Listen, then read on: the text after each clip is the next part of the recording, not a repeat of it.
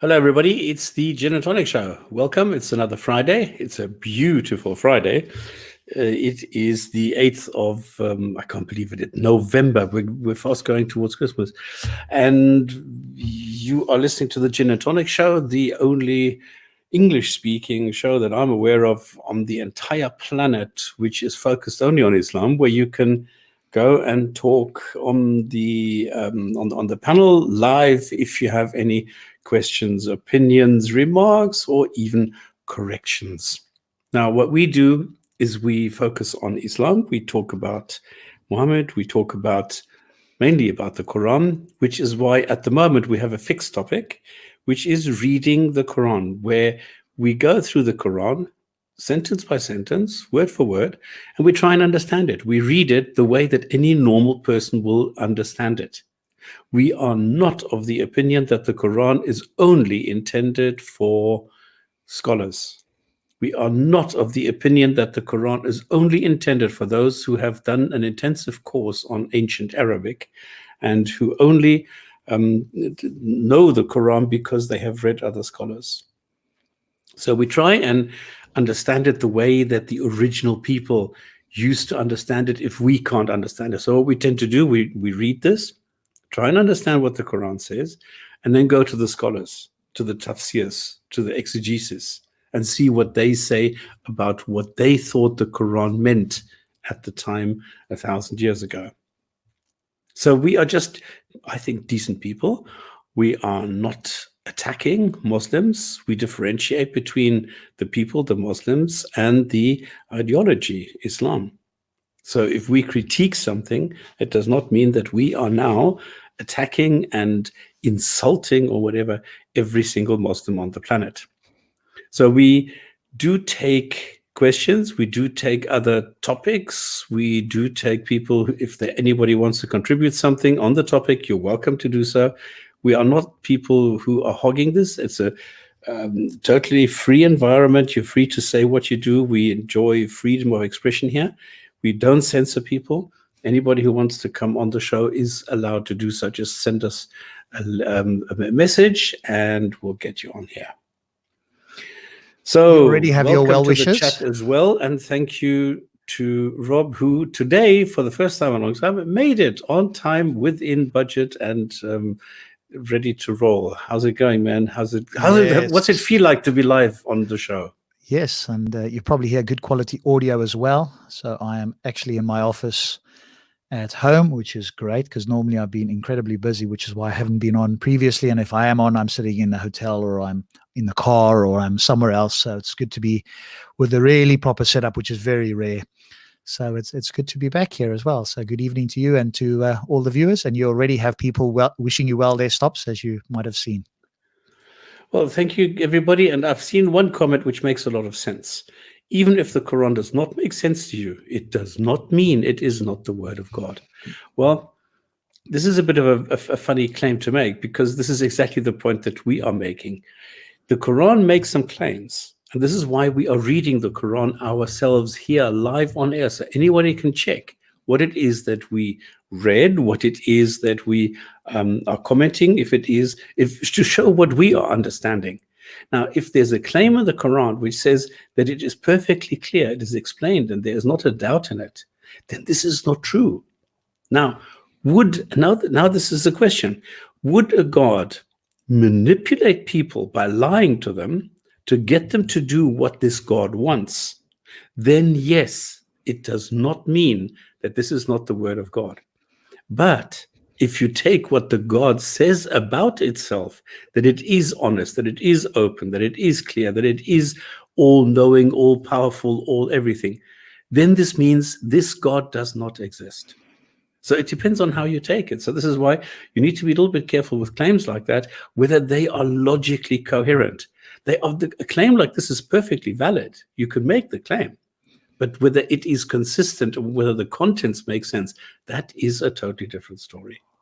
So it's very Absolutely. interesting that somebody makes a comment. Sorry? But yeah, absolutely, you're right. And I'll also add to that that in a sense it's a trivial point to make, though, because anybody else could say the same thing about any other claim or any other worldview. Hey, just because it doesn't make sense to you doesn't make it true. So you could be a Buddhist, you could be my favorite at the moment, because I've been dealing with what's called some Christian presuppositionalists. So they use a purely rational argument in the sense of it's they're basically saying, hey, God is the necessary starting point for rationality, etc., etc.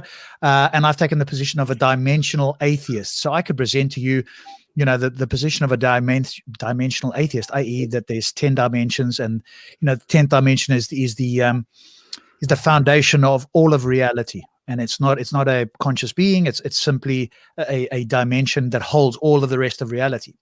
And somebody could say, well, I don't, that might not make sense or it's not persuasive, but I could equally say, as this person said, well, hey, just because you don't believe it doesn't make it not true. So it's a trivial statement as well. And it's really, anybody could make that claim, and therefore we can dismiss that. It's somebody, just because we can't demonstrate that it's completely false or absolutely false, doesn't give you good reason to believe it, because otherwise you would have to accept other ones. And the fact that this person doesn't accept other worldviews means that he thinks this is true. So it's a trivial point. Somebody else brought this up with science the other day as well, and it was just mind-boggling. Hey, because you don't know science absolutely, therefore there's some doubt. And that's obviously a trivial point. Everybody accepts that. So it's not a strong thing. So and Thunderous has joined us. Good evening, sir. Welcome. Hi, I'm sorry I'm late, and I'm glad to be here. No problem. Happy to have you here. Okay, let me just quickly finish the intro then. What we do is we talk about the Quran. We do speak about the different aspects, the different claims, the different things that we do know of, and we test them. We go and see which ones make sense and which doesn't. So this is not attacking, this is just critiquing. We try and let the Quran speak for itself, and we do this for free. So don't go to Patreon, don't go to PayPal or anything like that. It's for free. We don't charge you for this. One thing though, well, there's two things actually. One thing is please understand that somebody who does not have a God belief, the atheist, is just a person who does not have a God belief. And that's it. I don't give two hoots about evolution.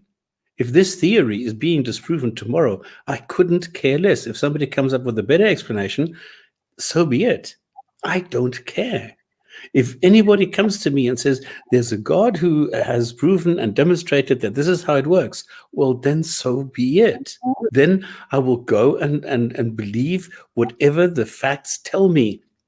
But I will not go and believe anything just because an old book tells me to. All right. So don't come to me and say, well, you're an atheist, you're immoral, you're this and this. No, I am not. You don't know. All right. I'm not going to swear. Yeah, you don't know anything about me. So this is the point. True. You cannot say because you are an atheist, you are also X. This doesn't work. There is no X, there's no Y, there's no Z to anything. The only information you have about me is I do not believe that gods exist. That's it. Yeah, I'd agree with that for the most part. I think there are a few entailments, i.e. certain things that logically follow from not believing in a God. But generally, you're absolutely right. And most theists that are quite well versed would never say to an atheist in particular anyway, you don't have morals. What they would argue is that you don't have the foundation for it. So anybody that says, hey, you can't be moral as an atheist is not somebody that has sort of seriously looked at this or thought about it in any depth. So that would be the only argument against it. But again, that's a point we could bring up if anybody ever sort of comes to challenge on that point. And my favorite point here is if you believe that dragons exist, you are a dragonist. If you don't, you are an a-dragonist. But just because you are an a-dragonist does not mean that you are also, I don't know, a moon howlist, or I don't know what else you can think of. It means absolutely nothing. It just means that you don't believe that dragons exist. And this is the same for me. I just simply don't believe that gods exist. You know nothing else about me other than what I have already told you. And that's it. So that's who we are. That's what we stand for. That's what we believe. We don't believe in oppression. We don't believe in violence. We don't believe in anything. That means that all we are using, it's just words. Okay, they don't hurt you. Words have no consequences immediately. They can have consequences later on down the line or something, yes, but they don't injure you. There's no blood flowing just because I say something about Muhammad or the Quran or anything like that. So yes, it can be hurtful and it can be mean. It can seem like as though I'm insulting you or something. It may seem like that, but that's it. It's just words. So if I'm critiquing somebody, I'm only critiquing the Quran. If you believe everything that somebody tells you that you should believe about the Quran, remember, Quran is man-written. It's not a book that fell from heaven. It was written, compiled, designed, and printed by human beings. So if I say, well, there's mistakes in there, then this is not an attack at anything. It's just stating a fact. And if you can't handle that, well, that is not exactly my problem. Now, if I came across this on Facebook, and this I think is absolutely brilliant. If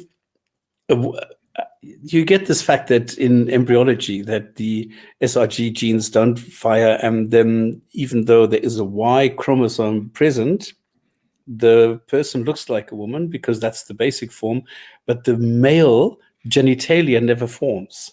So this is something like, so a woman born into a man's body is a transgender person. And they will then say, well, actually, I feel like a woman, I feel like a man, and they can choose, and they will say, well, I feel more like this. And this is normally how they're either brought up, they are either indoctrinated, or they're either, I don't know, there's different possibilities. But now, can a guy who is born in Sudan say he is a trans migrant because he feels like he's a German and he should he should be in Germany, he should go to Germany, but he's actually from Sudan? Would you call that not a transgender because it's in between genders, but a trans migrant because he's in between countries? How do we get onto this? Is this part of the intro, or this is me? I just noted this down as something I need to open up this show with because it is so bloody funny. Okay. At least I think it is really funny. You did lose me for a second there. I thought, is this part of the intro? That was my side point for today. I thought this was so funny. Okay. Where were we? You finished with the intro? I'm just yes. not sure. Cool. Thunderous, how you've been very quiet. How have you been, sir? Obviously, I haven't seen you guys because I've been so busy on a Friday, but how are you? I'm fine, thanks. It's good to hear you back on the show again, Rob. So I've missed your inputs, and missed someone trying to, when I needed defence, you're always there. I've had no defence for the past few months. I've had to face it on my own. I think you can handle yourself. You're well capable of dealing with stops. He's putty in your hands. Well, the thing is, he's got the mute button, you see. He's in full control. Okay. I've got to exhibit reticence. I'm not like Allah and Muhammad, where I feel when I speak like it, and then I'll be silent when I feel like it. No, it doesn't work like that with me in stops. Presumably, though, he's not wielding his omniscience with moral abandon. So, anyway, it's good to hear you. Yeah, it's good to be in my office, actually. So hopefully the audio is coming through crystal clear. Doesn't get much better than this unless I was sitting in the BBC studio. So rather than being in the car or in some hotel room or whatever. So, yeah. So, yes, chapter 4, one of my favorite chapters. Obviously, I missed last week's show. So, and I see you haven't progressed too far with about 10 verses there, as I can see. Yeah. So, yeah, there was a lot of content. There was a lot of discussion. Oh, yes, there will be in this chapter. So this will probably go a lot slower, but let's see what more of this chapter's got to say. If I was a Muslim, this is probably the time I wouldn't be listening, or I'd be listening very closely to it to see whether this piques my moral intuitions at all. Now, Faye is going to join us shortly, so I've put the Arabic back so that when she comes back, then she can do her thing. The only thing I know is that this is and. This is what I remember. So this and is a recurring thing, and I know the opposite, the or, because here you see and. I don't see the or in this one because I made a video about the difference between and or in the Quran because they are somewhat. Well, it's quite weird when you have a sentence which clearly says and suddenly the translation says or. So this is quite weird. So yeah. Are we starting on 423, or are you just starting a little further back? I just wonder, why has he swiped Sahih International? I just wonder, how could you take it while you have gone into each other and they have taken from you a solemn covenant?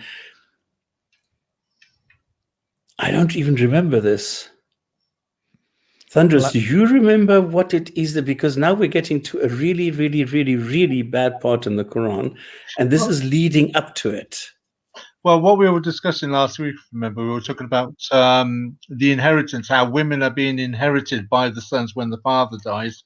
And one of those would have been the mother. Now, that could have been a fleshly mother, it could have been a stepmother, but also just treating women as if they're a commodity that when a person dies, they're inherited, as it were, any kind of like commodity you would inherit when something is bequeathed to another person. So that's what we were discussing in bulk last week. David Nash, I'm not quite sure. I just, like, this is 5 minutes ago. I explained what we are not doing and what we will not do. And I explained why. And now you're saying we should read something else to explain the Quran. That's exactly what we don't need. That's exactly what we don't need. That is exactly what we avoid at all cost. I've just explained it. We are taking the Quran the way we read it. And we're not reading Ibn Taymiyyah, how he explains to us how the Quran says or may mean something. We are reading the Quran. If this is a God who wants us to know something, then I bloody well expect this God to be crystal clear with what he's telling me, so that I can follow this and pass the test that I am supposedly being subjected to. I think it's worth bearing in mind that when Muhammad was alive in the first century of Muslims were getting this, first generation rather, they didn't have scholars for dollars that came along 400 years later trying to make sense of what the Quran is teaching. And also it's worth bearing in mind that when we have gone to the tafsirs, as recommended by some people of the audience, the tafsirs have lied. They've made things up. So the tafsirs are not reliable. We are reading the Quran very much in the same way as if Muhammad was standing before us revealing this stuff as he was getting it himself. So, and what we've seen, and this is a very good point that Thunder is just opening, because we've seen that the scholars are contradicting one another. So how do we know which scholar is now the one that is correct? Now, what you are saying, we should read this Ibn Taymiyyah. Now, how the fuck do I know that he's right? How do I know that this is not some guy sent by the devil who is now trying to influence us to learn something that is not correct? We don't know that. Just because you say we should read Ibn Taymiyyah, why the hell should I go and read Ibn Taymiyyah? I can read somebody else who is going to tell me the exact opposite of what Ibn Taymiyyah says. And that is why we avoid this conundrum. And we read only the Quran. We sometimes refer to the hadith, just to see where this is going in Islam. If it really, and sometimes we take explanations as well. If we are really stumped, then we go and look at explanations. But I will not go and read a book about the book on how to understand the book. I don't know how much clearer we can be on this. And then they're saying it 400 years later, and they have a slight partiality towards trying to make Islam sound favorable. How are they going to be any better in understanding what some of the historical references were when they didn't have those references to hand? Here we are, 1400 years later, actually 1200 or even 1000 years later, away from the tafsirs. We have more understanding of what history, have access to more historical records than what they ever have. So we're in a far better position to make a better picture of how Islam looks in its formative years, as Islam was being revealed to Muhammad. And I think thinking has progressed as well, right? In philosophy and history and in everything, there's been a great leap forward in that sort of thing as well. So you take everything that Thunderous and Stops has said and you put it to today, surely today's scholars or today's understanding would be better. But then Stops has hit the main point for me. It's the same thing. And the amount of insubstantial response I get to this is mind-boggling. So, where Stops says this should be a clear, concise, complete, and error-free, my words, but similar to him, book that everybody could understand, and there would only be one interpretation. That's my expectation, especially if it's divinely dictated. If it was divinely inspired, man would come in and, I know that's some of the Christian view, but with the Muslims, they're making, or they seem to want to make, a much stronger claim, which is divinely dictated. And therefore, this is literally, if we were standing there, this could have been us sitting next to Muhammad, we would have got the same message. That's essentially what the claim is. And if that is the case, then, it's like giving you a book to read for a test, but you can't understand the entire book, and then testing you on the book. And then when you fail or you don't get a high mark, they go, well, it's your fault. You should have gone to speak to other people to find out what the book said. Well, hang on a moment. Are you testing me, or are you testing my ability to speak to other people and then accept their word on it because I don't understand it? No. I think, as you pointed out, Stops, this is a test of incredulity, and everybody that is a non-Muslim will pass the test. That's much more likely than the way we see it at the moment. So it really doesn't make sense. What you are saying, I mean, we did this 2 weeks ago. We showed very, very clearly what the Quran says. And if this God is worth his salt, then if it says that the daughter should inherit 2/3, and then Ibn Taymiyyah says, no, well, you should adjust it accordingly to, whatever, it does not make sense. You cannot have Ibn Taymiyyah saying one thing and a God in the Quran saying another thing. And then you say, well, actually, Ibn Taymiyyah makes more sense because he has more overall knowledge and more overall experience with these things, so he knows better than this God in the Quran. It does not work like that. So, you're making a case for a stupid God, for an incompetent, stupid buffoon who doesn't know what he's doing. So Ibn Taymiyyah has to come along and correct him. Yeah. This book has numerous volumes. It essentially states that once you accept the overall message of the Quran, then you do not pick at the details. Okay, well, that's like stopping your critical thinking, right? Because you've got to get to accepting it first. But even if I accept that it could be the word of God, I'm still not going to stop there anyway. So, if that's your summary, either your summary is not particularly accurate, or if it is, that would not get me to read that book at all. I was looking for something that I could sink my teeth into. That's just very weak. Okay. I think it's worth also mentioning that we've got many listeners who are Quranist only, that don't accept the Hadith. The Quran is further compounded when the Quran, as we revealed last week, where Allah says, who obeys Allah and his messenger, making it clear that you can only obey the messenger when you look at the Hadith. So you have no choice but to be, if you're a Muslim, to follow the Hadith and the Quran. So when you add the Hadith to the Quran and the message, we're getting a message where the God contradicts the Prophet and the Prophet contradicts the God. We're getting messages in the Hadith that don't make sense, that they cannot possibly be by a God that's used a man that makes such crazy statements as he has. So Islam isn't as clear-cut as what people think. That all the tafsirs are doing, when you're referring to a tafsir, is somebody looking at this, and it's almost like, well, it's not almost like, it is for an illustration. It's like somebody's getting a can of air freshener and spraying it on dog excrement and saying, actually, it's not dog excrement, it's chocolate. Come and smell it. Yeah, sorry, it doesn't work. They attempted to use, listen to this. Yeah, Muslims attempted to apply logic and reason to the Quran, such as the Mu'tazilites, and ended up heretical, no longer believing in hell. Or maybe they just ended up using their critical thinking and saw that hell didn't make sense in the Islamic context, especially if he had foreseen everything and you've got free will, even if you somehow overcome that contradiction. So are you saying that you shouldn't use reason and logic there because you might end up heretical? Well, if that's your position, then forget any of us. Have a nice warm feeling, then you're speaking to the wrong people. There's plenty of gullible people out there. We're not them. Okay. I just want to recap, because last week we went into, now let me warn you, today is going to be a really, really bad one.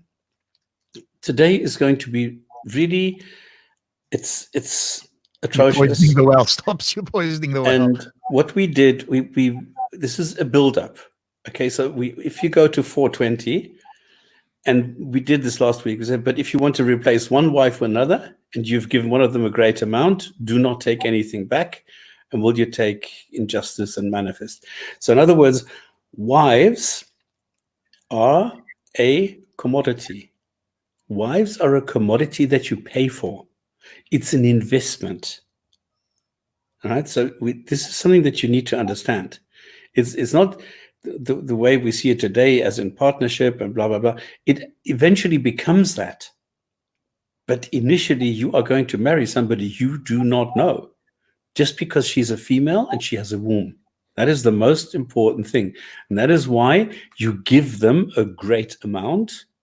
And if you are fed up with her, you can throw her back into the pond, as it were.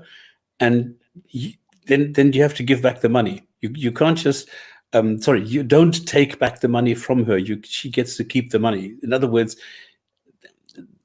okay, I'm not going to go and expand what actually happened with the Shias, that they then expanded this into prostitution. But you can see it that way, that you are paying a woman to have sex with her, and then you are allowed to reject her again, and she gets to keep the money. That's what this says. Now you can interpret this for whatever, but I'm not going to now. So the next thing that we saw now, this is the lead up again. How could you take it? Well, you've gone into each other and they have taken from you a solemn covenant. So in other words, this is again the explanation. You can't take the money back because you've had sex with her. So gone into each other is code for having sex. Okay, the same thing as the what the right hand possesses is the code for a slave, because the word slave hadn't been invented in those days. And the word sex or making love or whatever expressions we use today hadn't been invented at that time. So this is code. So what we have is the woman is a commodity. You pay, you have sex, she then keeps the money. All right, that's what we did. Then we go, do not marry those who your fathers married. So now we are going, and this is now where it's leading up. We're getting to exceptions. I don't know, Thunderous, did you read ahead a bit? No, I didn't. No. Because sometimes you do. So you would be nodding wildly at the moment. Okay, so we're getting to exceptions now, because remember that Islam, a lot of Islam is about sex. This is why this is now the lead up. Do not marry those whom your fathers married, except what has already occurred. Now, nobody can explain this. You can't marry the women your father is already married to. So the only way is that if he dies and you take in and you marry the women that he was married to, in other words, your mothers or whatever, you're allowed to have sex with them. And you need to stop this now, except what has already occurred. In other words, if you've already done it because it was a tradition in your area, well, then go ahead, have sex with your mother, no problem.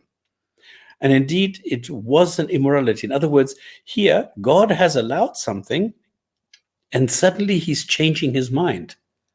Now, for 350, I don't know how many thousand years, it was okay for the sons to inherit the father's wives.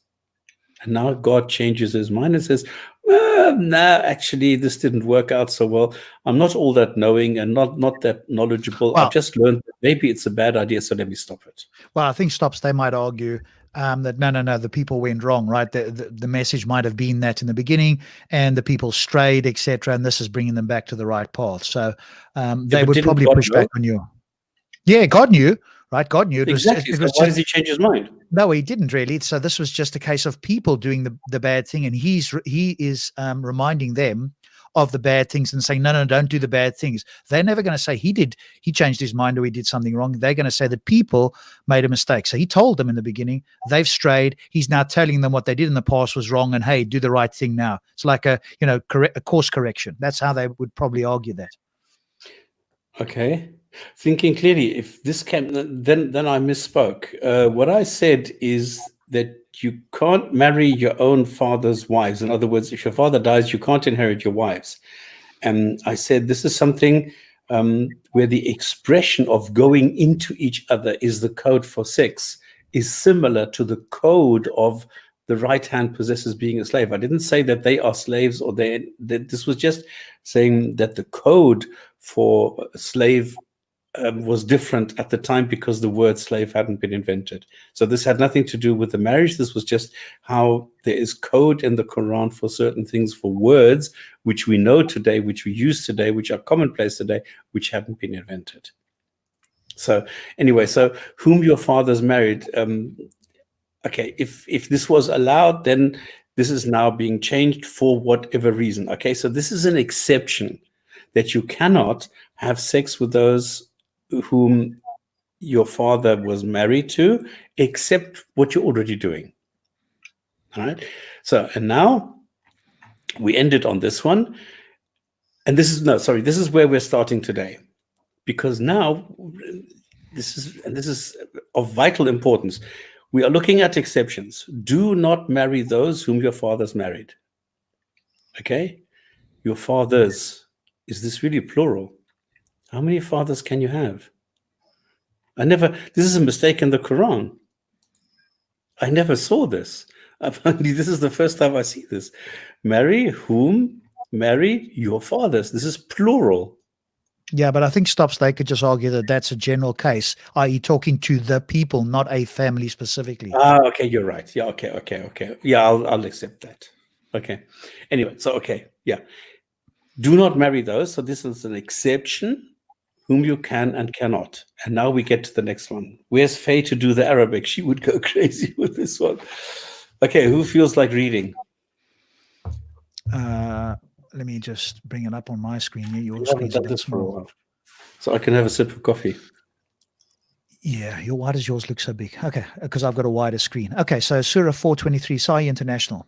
Prohibited to you for marriage are your mothers, your daughters, your sisters, your father's sisters, your mother's sisters, your brother's daughters, your sister's daughters, your milk daughters who nursed you, your sisters through nursing, your wives' mothers, and your stepdaughters under your guardianship, born of your wives, unto whom you have gone in. But if you had not gone into them, then there is no sin upon you. And also prohibited the wives of your sons who are from your own loins, and that you take in marriage 2 sisters simultaneously, except for what has already occurred. Indeed, Allah is ever forgiving and merciful. Right. And basically the same thing under Yusuf Ali there. So essentially they're putting down the supposedly the rules for who you can and can't marry. And this is sometimes a critique certainly against atheists. I'm not sure they'd critique the Christians against this. I mean, Thunderous might say and go, hey, you atheists, your morals are problematic here. We're being given a moral system, and what prevents you from, saying incest is wrong? That's the sort of claim. And this might be a verse that they would try and bring up in defense of that.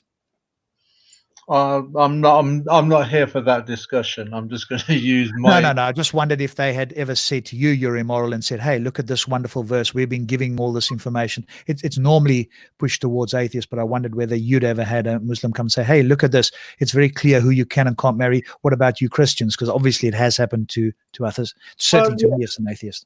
Well, what the Muslims tend to do, they'll find something in previous scriptures and try and rationalize and justify, well, it says it's okay here to do that, so it must be, so when you're trying to compare the morality of 2 religions, you're not really in a position to make any comment.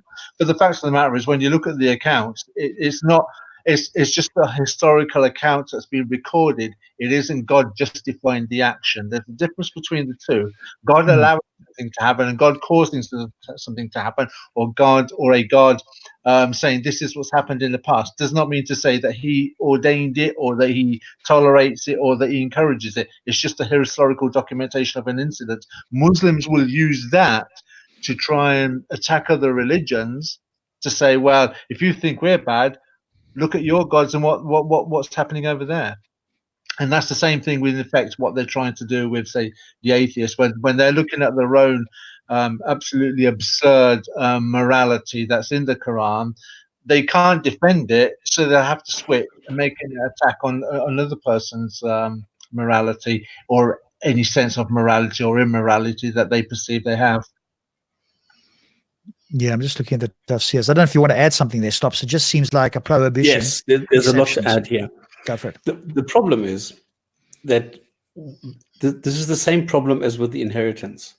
Because it is naming just a handful of possibilities. Remember, you can have, I don't know, 20, 30, 40 relatives. And they're not married, they're not mentioned here. So there's a lot of women that are not mentioned here that you are, and remember, this is also code, the prohibited to you, the for marriage is just an insert. Prohibited means you're not allowed to have sex with them. So the thing is, a lot of women, a lot of female relatives are not mentioned, like your cousins. So because the people are mentioned, the relatives are mentioned, it is not complete. This is the same problem we had in the inheritance, the same problem we have here. Because they're mentioned, named, it makes it stupid. This is why we have this huge problem with cousin marriage in Islam, where there are entire villages in Pakistan, for example, in the northeast, in the northwest, where there is so much inbreeding that half the children are born with birth defects. We have a similar situation in the UK, where families tend to go from one group, from one area, tend to live and cordon themselves off in an area, and then they intermarriage or intermarry in their families, and everything stays within the families. And we have the same problem in the UK now, where we have a lot of children with birth defects. And this is a direct result of this very sentence in the Quran. That's actually a documented fact as well, Stocks. I'm glad you brought that up because I'd totally forgotten about that. There has been much in the press and in the media in the past of this, but also in the sense of the burden that is putting on the health system in the United Kingdom because of the mental problems and the emotional problems that these children are born with. Now, the other thing that I'm going to add here is that not only does it allow cousin marriage, like for example, grandmothers are not married, are not mentioned. Now, in Islam, the concept is if it is not prohibited, it is allowed. So in theory, a guy is allowed to have sex with his own grandmother because it is not prohibited. The other thing is, and this is a very interesting one, and I will use the Yusuf Ali one, wives of your sons proceeding from your loins. Now, this is very, very important. Remember, Muhammad had a wife that he married who was his daughter-in-law. The difference was, and this is also in the Quran, that you are allowed to marry the wives of your sons, because they suddenly, or they no longer allowed the adoption and taking children in as your own children. So in other words, an inherited child would no longer have the same benefits as a real child would have. They would remain only foster children. And that is a huge step backwards, where it was a very nice tradition that children were taken in and they were treated like your own. And later on, they would benefit. Like when you died, they would get the same inheritance. And this was stopped in Islam. Suddenly, again, God changed his mind and said, nah, no longer. Before it was in there, and then suddenly it was prohibited.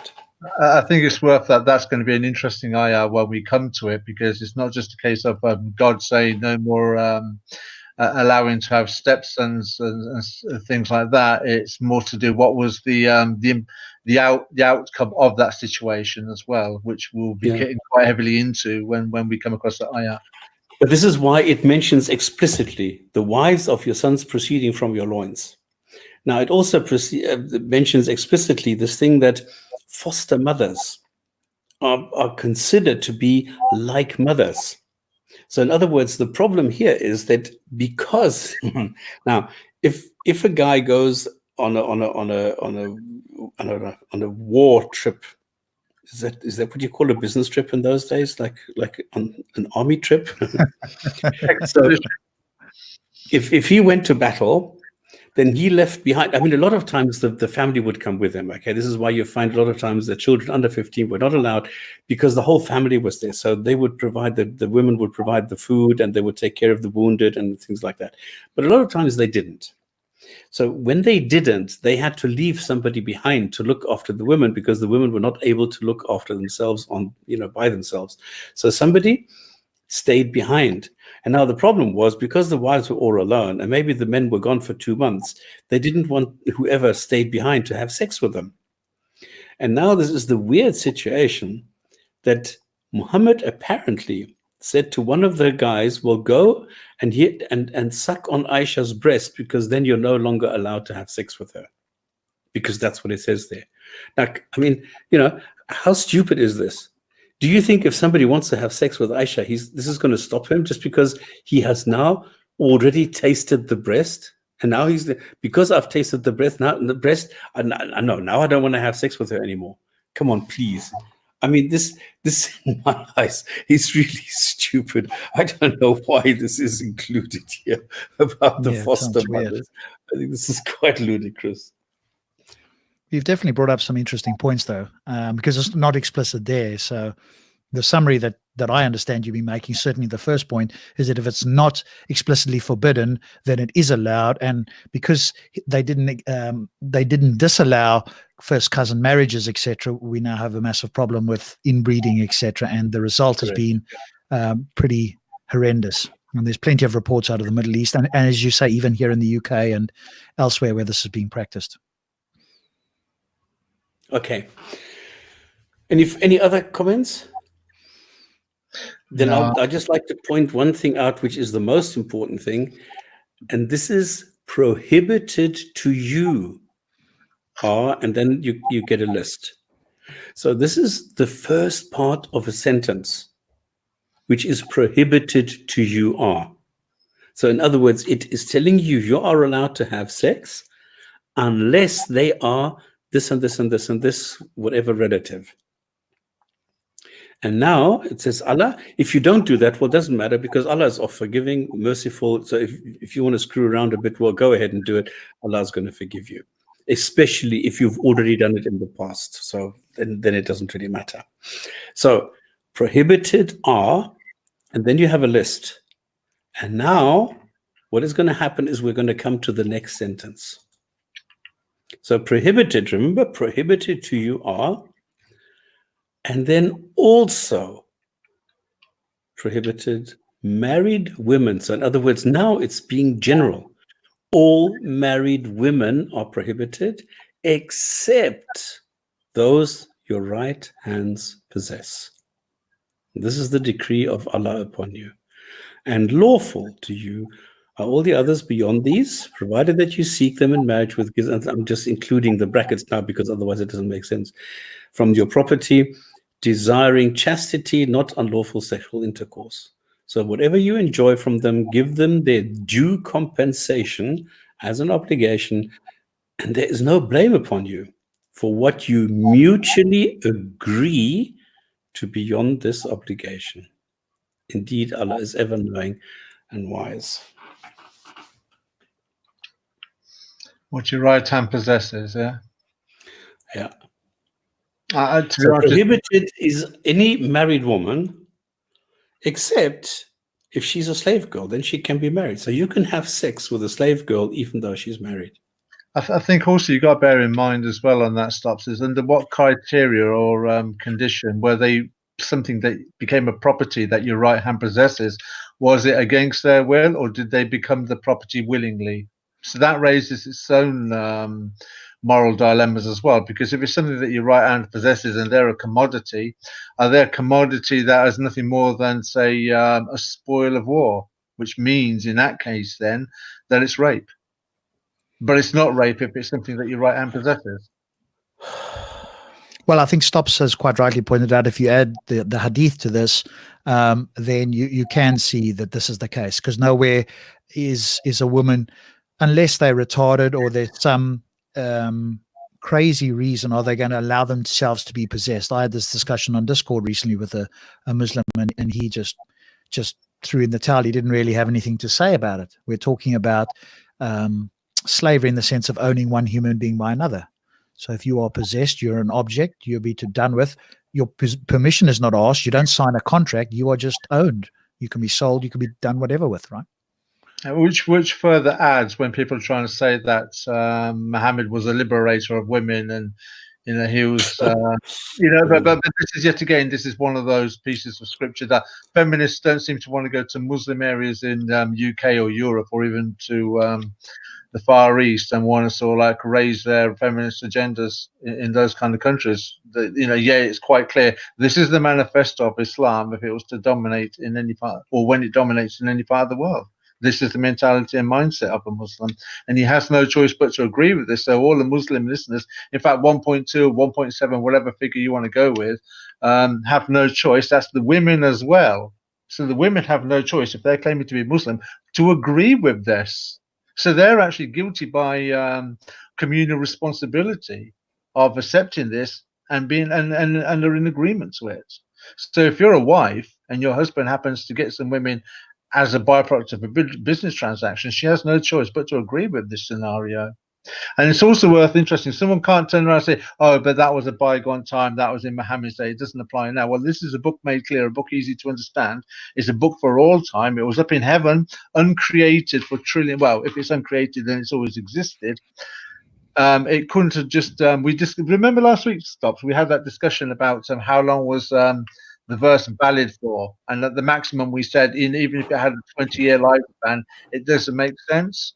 So this could not have a 20-year lifespan because it doesn't make sense. This is obviously a permanent standard as far as Islam is concerned. With that in mind, then, okay, with that attitude, one has to consider. I've lost my train of thought. Sorry, I'll let it go. And I'll come back to. I've just lost my. It happens, yeah. Okay, I think that this is one of the most vile sentences in the entire Quran, and for me, it is. I can't understand that a Muslim will read 424 and will not leave Islam in disgust, and will not turn around and say, "How can a God be so callous to even suggest that you can have a married woman and you are allowed to have sex with her because she's a slave?" So there's a heavy fine on having sex with a married woman in Islam, except if she is a slave. And there are still people who argue that a slave is just another employee. But since when is the boss allowed to have sex with a married employee?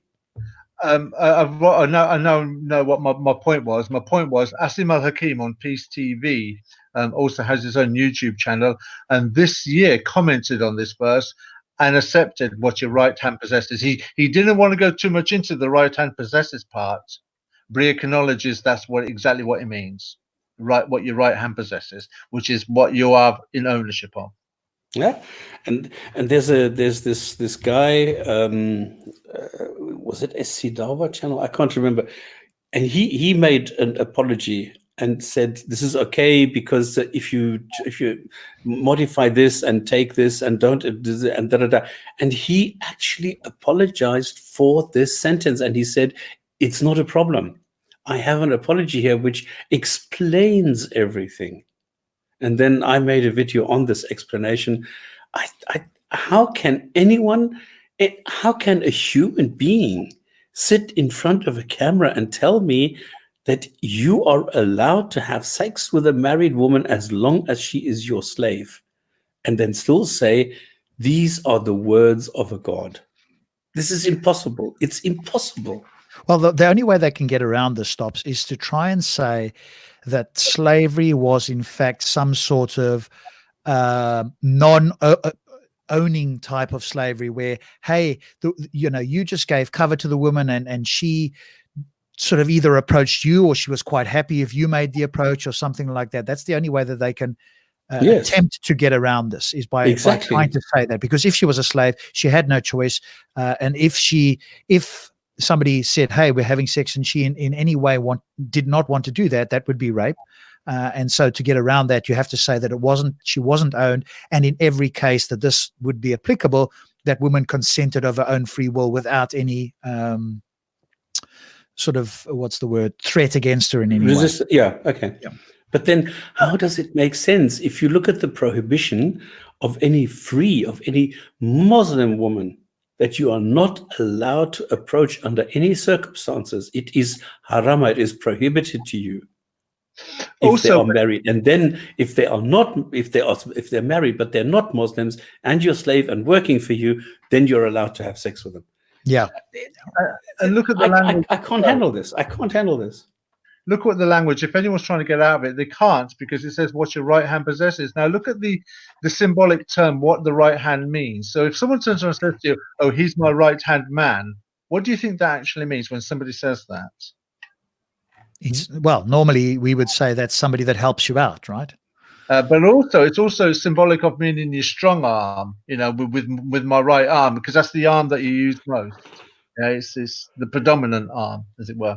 So when it says with your right hand, it's almost like saying, in a controlling slave master ownership, it reinforces the point of the slave master scenario that it's trying to the image that we're getting from here, because Allah knows how to talk.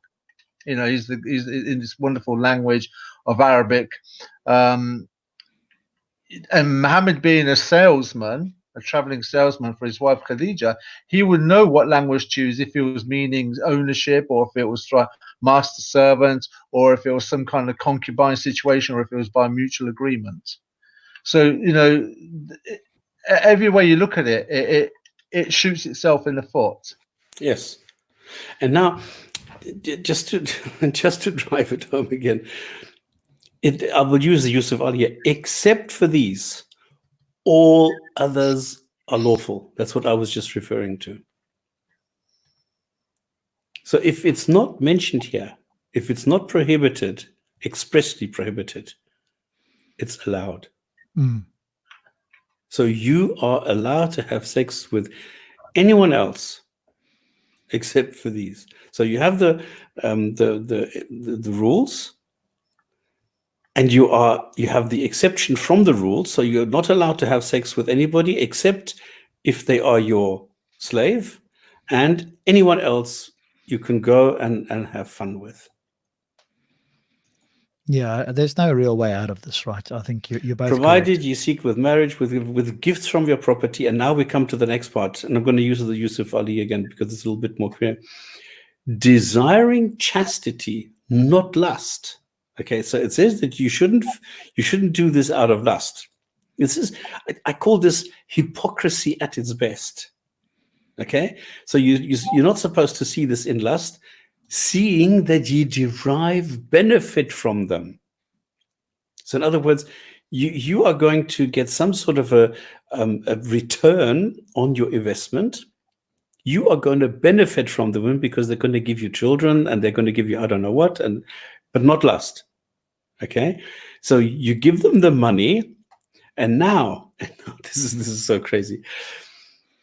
You give them money, you get a benefit from them, which, okay, yes, it can be children, it can be anything, but it can also be sex. All right. So it says you're not supposed to feel lust, but you get a benefit from them. And this is where the hypocrisy comes in, after a dawah is prescribed, agree mutually, there is no blame on you. So in other words, you can go and negotiate the price between the woman and you to define how much it's going to cost so that you can have sex with her. So this for me is really crazy. Yeah, and of course it's always about what a man can get, right? Instead of that is it. And it says, it's you're going to get the benefit, and you can now negotiate. I mean, okay, I've had a lot of sex, I admit this, but I've never had sex with a prostitute. But I think this is how it works. You go and you talk to them and you say, how much for this? And can't you make it a bit less? And blah. Isn't that what you do? You haggle and you sort of, I don't know, you I'm not go and aware of you anybody talk to doing each this. other. Nobody that I'm aware of does this in the civilized world anyway. So wherever you're married, I'm not even sure other religions do that. Maybe there are some, but once you're married, there's no need for doing any of that. Well, Yeah, the whole but here this is the hypocrisy. the whole point of marriage is to stop that, though, isn't it? Mm. That's one of the benefits of marriage, is to stop that kind of society where these sort of things take place.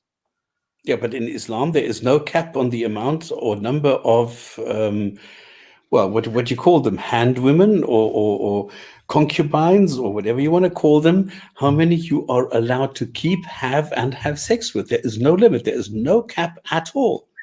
There is a cap of 4 wives, but it doesn't restrict you in any way on how many slave women you are allowed to have and how many of these you can have sex with. There is no limit. Yep. Then it should paint a picture for the listeners and for Muslims themselves, like what kind of God that they're worshipping. Because a Muslim listening to this has no choice but to agree with it. It's indefensible, but they've got to somehow, in their own mind and heart, try and defend this. And the only And thing this is exactly the point. Thank you. Yes. and then so you've got two things to do. You've got to choose one between two: mental gymnastics or cognitive dissonance. Take your pick. Yeah, but it's also being cowardly, because what you have to do, you have to totally ignore whatever it says here. You cannot. It's indefensible, as you said. You cannot go and you cannot say, okay, you're allowed to have sex with whatever woman you want if you go and you agree on a payment, and then you can go and have sex, and then if you then split again, well, that's cool. So come on, is it? Does anybody wonder why you have this concept of this mutar, this short-term marriage, the 1-hour marriage or the 1-day marriage? Of course not. It's here. The instruction manual is right in front of you. Go and agree on the payment, and whatever you do, there is no blame on you. That's it. It's trying to moralize prostitution, to try and make it give prostitution a moral high ground by dressing it up and making it look like something else. That's all. Especially even if the women are married, as long as they are slave girls. So this sentence, this 424, for me is the most vile, the most immoral sentence in the entire Quran. I mean, I'm saying there's a lot of. I've said a lot of times, this is the worst sentence, this is the most this and this. Okay, this is the most vile and immoral one that I can think of in the entire Quran. There's really bad ones, there's really violent, there's sick, but this, I think, is the peak. It doesn't get worse than this. And these women would have become right-hand properties, if you like, because they were the spoils of war. And it would have been rape as well as committed, because once they become the spoils of war, they're not willingly going to want to have sex with men that have actually just killed their brothers, their sons, their fathers, their uncles, their brothers. And so they become the property of the very people who have gone in there and slaughtered their families. Yeah. And there are Muslims who apologize for this and say, well, the woman has actually been longing for Muhammad for a long time. It's also bearing in mind, some of these women may have had their sons murdered by these men that have gone there. In fact, in all likelihood, their sons would have been murdered by the Muslims, because what would the son do? As he's growing up, he's going to want to take a revenge on the inside. As he's growing older, he's going to harbor a hatred for Muslims because of what they've done to the family and what they've done to his mother. So the Muslims will have had no choice but to kill the sons, so that there was no uprising within ranks from the earlier on. So it adds further to the not only are they just possessions that are the right hand possesses, but they're the products of the spoils of war, which means by all implication that these women are not just are under ownership by these men, but they're being systematically raped as well. Yeah. Rob, are you having premature ejection problems here? Yeah, somehow it's swapping the audio over, so I have to leave the studio every once in a while. If I suddenly sort of hear you coming through the laptop speakers instead of my headphones and so forth, so I don't know what's going on. I'm not touching anything. Okay. It's just magically swapping here. So maybe we're reading this verse and somebody high above us is not happy, but he could obviously he could display it in a way that we'd all get the message. So I'm going to put it down to some other quirk of natural reality. And Marcus, this is exactly what I was talking about just now. Okay, this is exactly what Thunder was just saying, that this is exactly what is happening. Yes, obviously this is a concession for him, right? Yeah, he can do anything he wants. Yeah, well, of course, because he'll just get a convenient revelation, right? How anybody believes this sort of stuff. And then if he does something that is really bad, really nasty, then the next day God is going to come and say, well, actually, Muhammad is allowed to do that. And if you don't understand it, don't ask any questions that'll cause you trouble. And if that fails, well, just use the usual default trump card. Allah knows best. Okay, I don't know. I find this horrible. Any other comments? No, I mean, you could go on about it all day, and we could talk about all the things that they say, but none of that is there anything persuasive. 28 hadiths on this. Oh, fuck. That's a lot, eh? Yeah, okay. They give you the whole story. Okay, so there was a battle, and apparently the men were like longing for the women, and they were not there. They were not around. So they said, well, can we have sex? And then they said, well, we can't because they're married. And then Allah came around and says, yes, you can. If in this condition, under this situation, under these special conditions, you're allowed to have sex with them. You're allowed to rape them, even if they're married. And they went ahead and raped them. So this fits into the sentences that I always quote when people say to me, Muhammad is such a wonderful guy.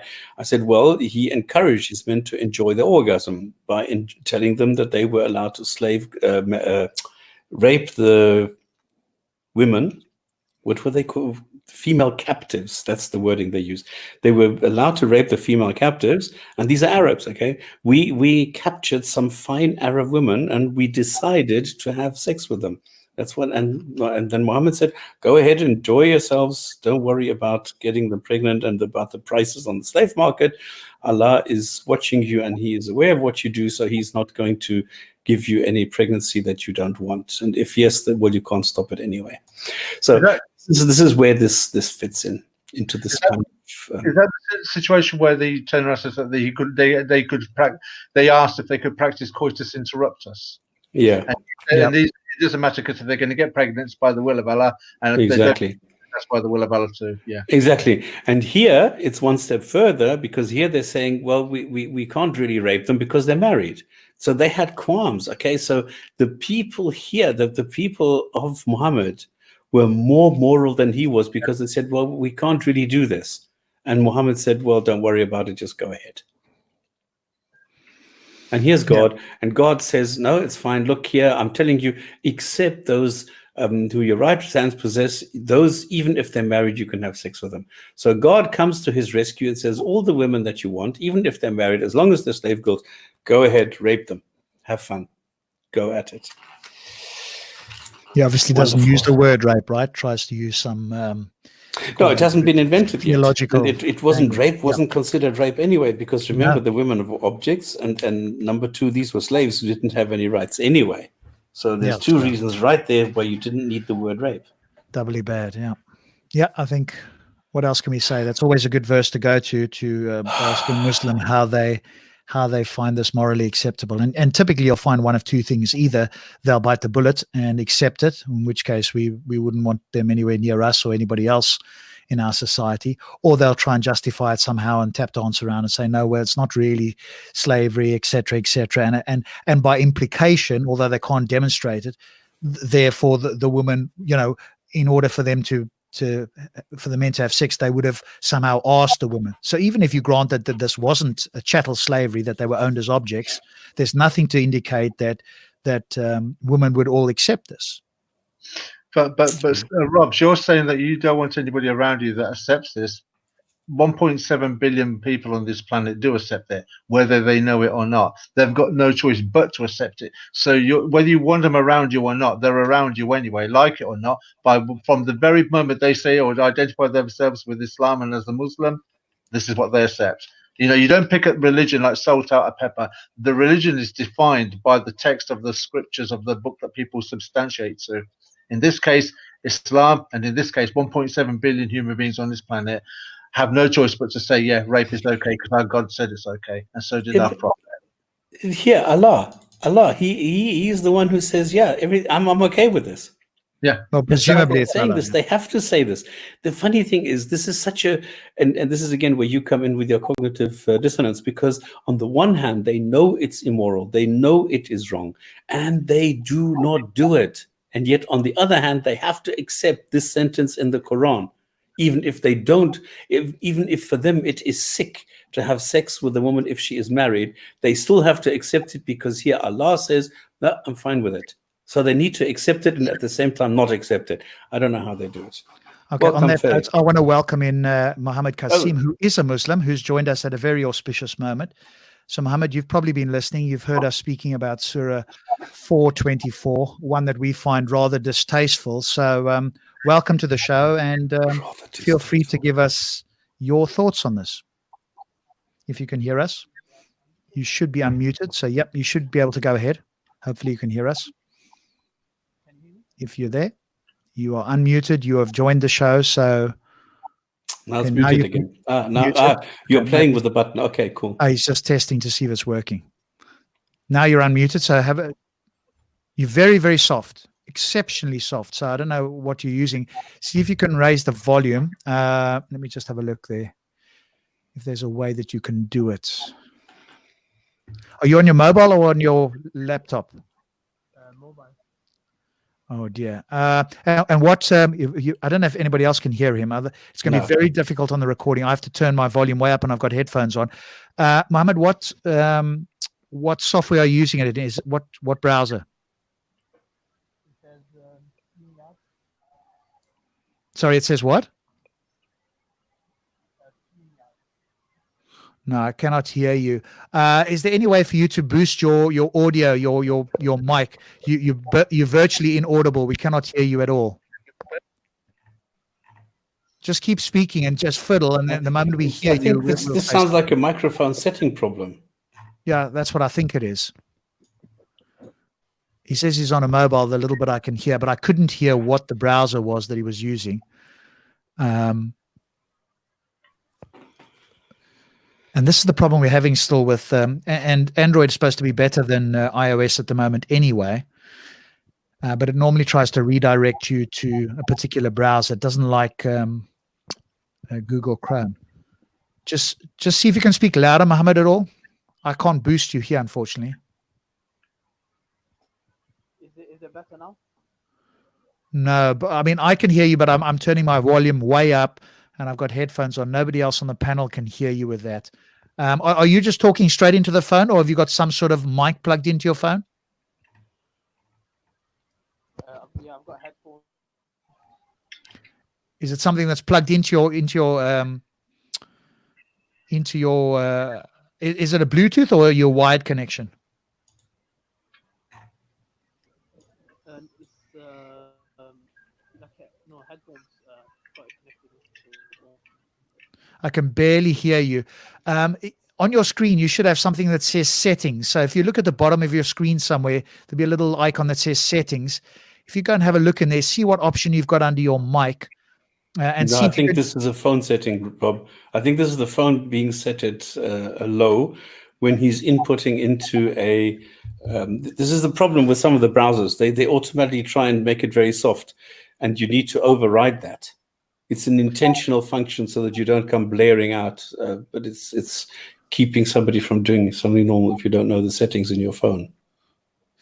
Yeah, I mean, you could try and walk him through it if you've got a few moments, but you won't be able to hear him without putting on your headphones. I mean, I've got to turn it way up, and then if anybody else speaks, I get deafened. So we'd have to mute ourselves if you did that. It'd be good to hear his view on this, but at the moment, he's just inaudible. So I don't know, Mohammed, if you can try a different browser, if you go out and try and come back with a different browser or restart. No, it's the phone. It's the phone setting. You can set this on the phone. All right, maybe you can walk him through it, Stops, and I'll mute myself. I don't know what phone he has. He's got an Android, so presumably Androids are all the same in the sense of the settings. but you turn your volume up, and I think myself and Thunderous will have to mute ourselves. I apologize to the audience. We just want to see if we can get Mohammed to join us so that you can all hear him. Otherwise, it's just too soft for us. I'll mute Stop so that I don't speak. I'm going to mute and go and make a coffee. Okay, cool. So that's Thunderous is muted. I'll mute Stops, and we'll just wait and see. He's gone off. I'm going to see if we can re-add him there. So I've re-added him to the stream, and I'm going to mute him. Is it better now? Ah, there we go. That's perfect. What did you do? I used a tablet. I got a tablet as well. Oh, brilliant. Okay, so can just post in the chat as well that you can hear Mohammed, please. So just give us a few things there. I can hear him. Stops. Can you hear him now? Yeah, perfect. Okay, hopefully our viewers can hear. Yeah, so Stop, perfect. you just go back to the surah there so he can see it. I'm sure he's well aware of it. So welcome to the show. Still Now there. that we can hear you. Yes, the floor is yours, sir. We're looking at Surah 424. I'm sure you're well aware of it. Yeah, it says, and also prohibit you all married women except those your right hand possesses. The decree of Allah upon you and lawful to you. Yeah. So what about this? Well, the What were you saying previous about one in this? 23 was the exceptions. Okay, it's about what a man is allowed to do with a woman. What kind of relationship is he allowed to have sex with? What kind of a woman is he allowed to marry? And there were some exceptions. And here it continues and says, and prohibited also are married women, except those whom your right hands possess. In other words, you're not allowed to have sex with any Muslim woman who is married, and you're not allowed to have sex with any married woman except if she's a slave. Yeah. So I guess the question: would you do that? What is the impact on you? With me, I want to throw up when I think of this. What kind of impact does it have on you? No, I just see it was a rule in the past where they used to capture slaves, and so once they captured the slaves, obviously the men were generally killed because obviously they were fighting in the war. So because they were killed, the women were left, and so they were married to the men. Okay, but I guess the question is, these were slaves, and they were owned as property, and secondly, men could have sex with them without their permission. So, I mean, what's your thoughts on that? Are you saying that it was okay because it was at war, or are you saying that it was never okay that they could do that sort of thing? No, it was with consent. So it was with consent. They could also, if they didn't want to get married, they could also refuse. No, they were already married. No, I'm saying like if once they're captured, because obviously they took over the whole land, so they captured the whole land. So now, what's gonna happen with the women if all the men have died? So they go home. They would. What do you mean? Because with them? Because the caretakers were the men. So if the caretakers were the men, they had to provide for. Like the women didn't work that much in the past. Yeah, but they could go home. No, he's saying they've taken over their home stops. So it depends. I mean, Mohammed, if they took, let's go with How do you get this information? Where do you get all this from? Can I just say that you said that? How can they take over their homes if all the wars and all the battles the Muslims fought were in defense? No, but that's a separate point, Stops. That's a separate point. No, but where do you get the information from that they took over the land? It doesn't give you this information here. They conquered them, obviously. That's what he means, I guess. So the Muslims went into a country, then they took over the country, they killed all the men, and they had the women left over. Yeah. In some places that's what happened. Mohammed, you said women didn't know how to thrive because they didn't have businesses. Muhammad's first wife, Khadija, was Muhammad's boss. She was a businesswoman. Yeah, and there's points. So your statement actually is fraudulent based on Muhammad's first wife and his own experience. Yeah, I said generally, so I didn't say like this would be. What are you basing this generality on? What are you basing this generality on? Because the further back in time we look, the more industrious women were.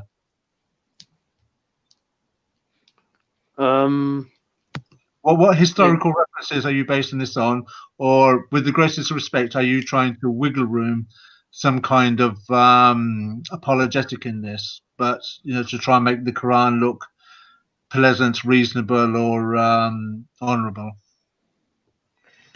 I personally, from what I understood from the lectures I've been hearing, it's basically they didn't really have much rights in the past. Okay, prior we understand that, but the question is, do you think that it is okay if somebody would have conquered Mecca and would have killed Muhammad and had sex with Khadija? Would you think that that is okay? Killed what? Well, killed all the Muslims in Mecca, and then Khadija would go and say, "Oh, you conquered us. Please have sex with me." Yeah, it wasn't just like, oh, you conquered us, just have sex with us. Many men they didn't view slaves in that manner, because there was also male slaves as well, so they didn't view them in that manner. So they used to take care of them. They had to take care of them, and they had to feed them and clothe them and also provide for them. Okay, so you think it's okay if people come into Mecca, kill everybody and have sex with Khadija? That's okay for you? No, because the premise I start with is Islam is true.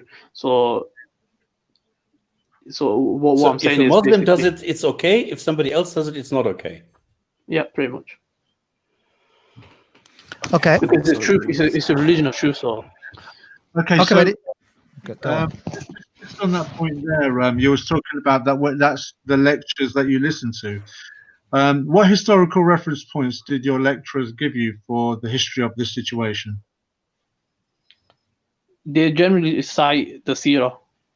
Okay, so they're looking at the Seerah and the Tafsirs, which were written a few hundred years later. Not yeah. There is a Seerah within the first 100 years. Yeah. So not written at the time, and it in itself does not quote any reference points historically about the situation of women in Saudi Arabia at the time. Then, even though Khadija proves your statement wrong. Could you repeat that again? Sorry. You made a generalization of Saudi Arabian women at the time that they needed to. Basically, you're suggesting that they were. And I can understand it, because from in Islamic recension, women are half as stupid as a man is. That's why it takes. No, we don't say half as stupid. Well, yeah, it takes two witnesses of a woman to equal one of the man, because of the deficiency, as Muhammad said in the deficiency of their religion. Yeah, that still doesn't equate to stupid. Well, deficiency in intelligence does equate to stupidity. No, it doesn't. Okay. If I you explain deficiency in religion and why it takes two witnesses of a woman to equal a man. I know we're going on a bit of a tangent, but you've made a statement. Yeah. Okay, so if I said to you, you have a deficiency in your intellect to comprehend a certain issue, or you have a deficiency in your intellect regarding this or regarding that, or just in general, if I just made that statement. Muhammad wasn't making a specific situation that women can't understand mathematics or women can't understand topography or cartography. He actually did. He actually mentioned something specific. He said the women asked why are we deficient in intellect? They asked this question, and so he responded. He said, "Isn't your testimony half of a man?" And so that's all he left it as. So he gave a specific answer to that. The intellect, what's the deficiency? He didn't say in general, like everything you're deficient, or you're half a brain, or you're stupid. He didn't say anything like that. He mentioned the Quranic verse where it talks about the half of testimony, and even in the Quranic verse it says it's there to remind the other woman, and so it's because if. What does that mean? We're going on tangent there slightly, but which I didn't want to go into just at the moment. But you said. Okay, just going on there to rewind a woman. So women need to be reminded. Then yeah, it's actually benefit for the woman. It's actually favoring the woman. If you look into it deeply, you'll find out it's actually favoring the woman, because if her testimony is not correct in any way, then she wasn't correct about the details, she will get the punishment of she'll get a punitive law, like she'll get whipped for it, because the testimony is not correct. So this is actually favoring the woman. So if the woman forgets, the other woman can remind. Mm. And I thought- because no one wants to see a woman getting whipped. So I think your lecturers have done a very good job on you. yeah. Yeah. I've got nothing more to add. I think where we know where we're going with this. But actually, no. I will ask a question then. So when you got scholars for dollars like Asim Al Hakim on Peace TV saying, women are something that your right hand can possess, how do you as a Muslim feel about that? That women are treated as a possession, as a commodity, like you'd own a car or own a cup and a plate. I think this is a historical thing, and it's the just as Mohammed Hijab mentioned, he's got like a whole lecture on this topic on YouTube. He basically said that the maqasid of Sharia was, the purpose of Sharia is to get to slowly decrease in slavery and kind of get rid of it. And so he said that in the Quran, he also quotes a verse in the Quran where he says that the purpose of the best way is to free slaves, and so that's the purpose. So what he said was, because we already all agreed, we already got we already kind of got rid of slavery in our era, except few countries, but generally it's like the Muslim countries, they united against it. Now they agreed to. You only ratified that up until about 1938, so that statement's wrong. And second of all, but the colonial slave trade only lasted 200 years, and they banned it 200 years ago at that. So, for the religion of peace, it's taken you 1400 years to ban a disgusting, vile transaction trade. Whereas we wouldn't see it disgusting. Yeah, we wouldn't see it, because our slavery is completely different from the colonial how they operated. Because you wiped out the men and kept the women. Yeah, I know that. So just going back to what the right hand possesses, what you said about Muhammad Jab, you're trying to wipe out slavery of women in an incremental way. Well, that's on the presumption that slavery was something that the Arabs were doing pre-Muhammad times, and there's no historical reference to suggest in the slightest that the pre-Muhammad or pre-Islam Arabs treated other human beings as slaves or kept human beings as slaves. So this slavery that you're talking about could only have come about at a time when Muhammad started capturing human beings as slaves. Yeah, this is incorrect, because you can find this within the Sirah books, and like I said, the first 100 years. Yeah, but that's circular reasoning. This is the problem with Islam. It's circular reasoning. To understand, something about Islam, you have to go to another Islamic source. To understand this Islamic source, you have to go to that Islamic source. You have to go to the historian. It's a Muslim historian. They're not historical references. They're historic. They're just circular reasonings. That's all. It's one of the early sources, and it mentions that they used to have slaves. Like Bilal radiallahu anhu, he used to be the Quraysh. They had him as a slave, and so they did definitely have slaves. And not pre-Muhammad times, though. No, that's what I'm saying. You've got an Islamic source. You've not got a secular historical source to confirm any of these Islamic sources. This is what I'm saying. It's all internal. It's all included. Why would a secular person really give any bother regarding this issue? Why? Because you're claiming to be that Mecca was the first thing that first historic building ever on Earth, so it should have, from the oldest location on planet Earth, as far as historical buildings are concerned, if historical cultures are concerned, the heart of civilization. We've got no historical reference points to confirm anything that Islam states about Islam. No, I'm saying specifically what we're talking about now. We're talking about the slavery. I'm saying, why would anyone externally from the Muslim faith decide to record that they had slaves? That's why historians, Josephus, Tacitus, Josephus. That's why we got, people wrote accounts of their own history.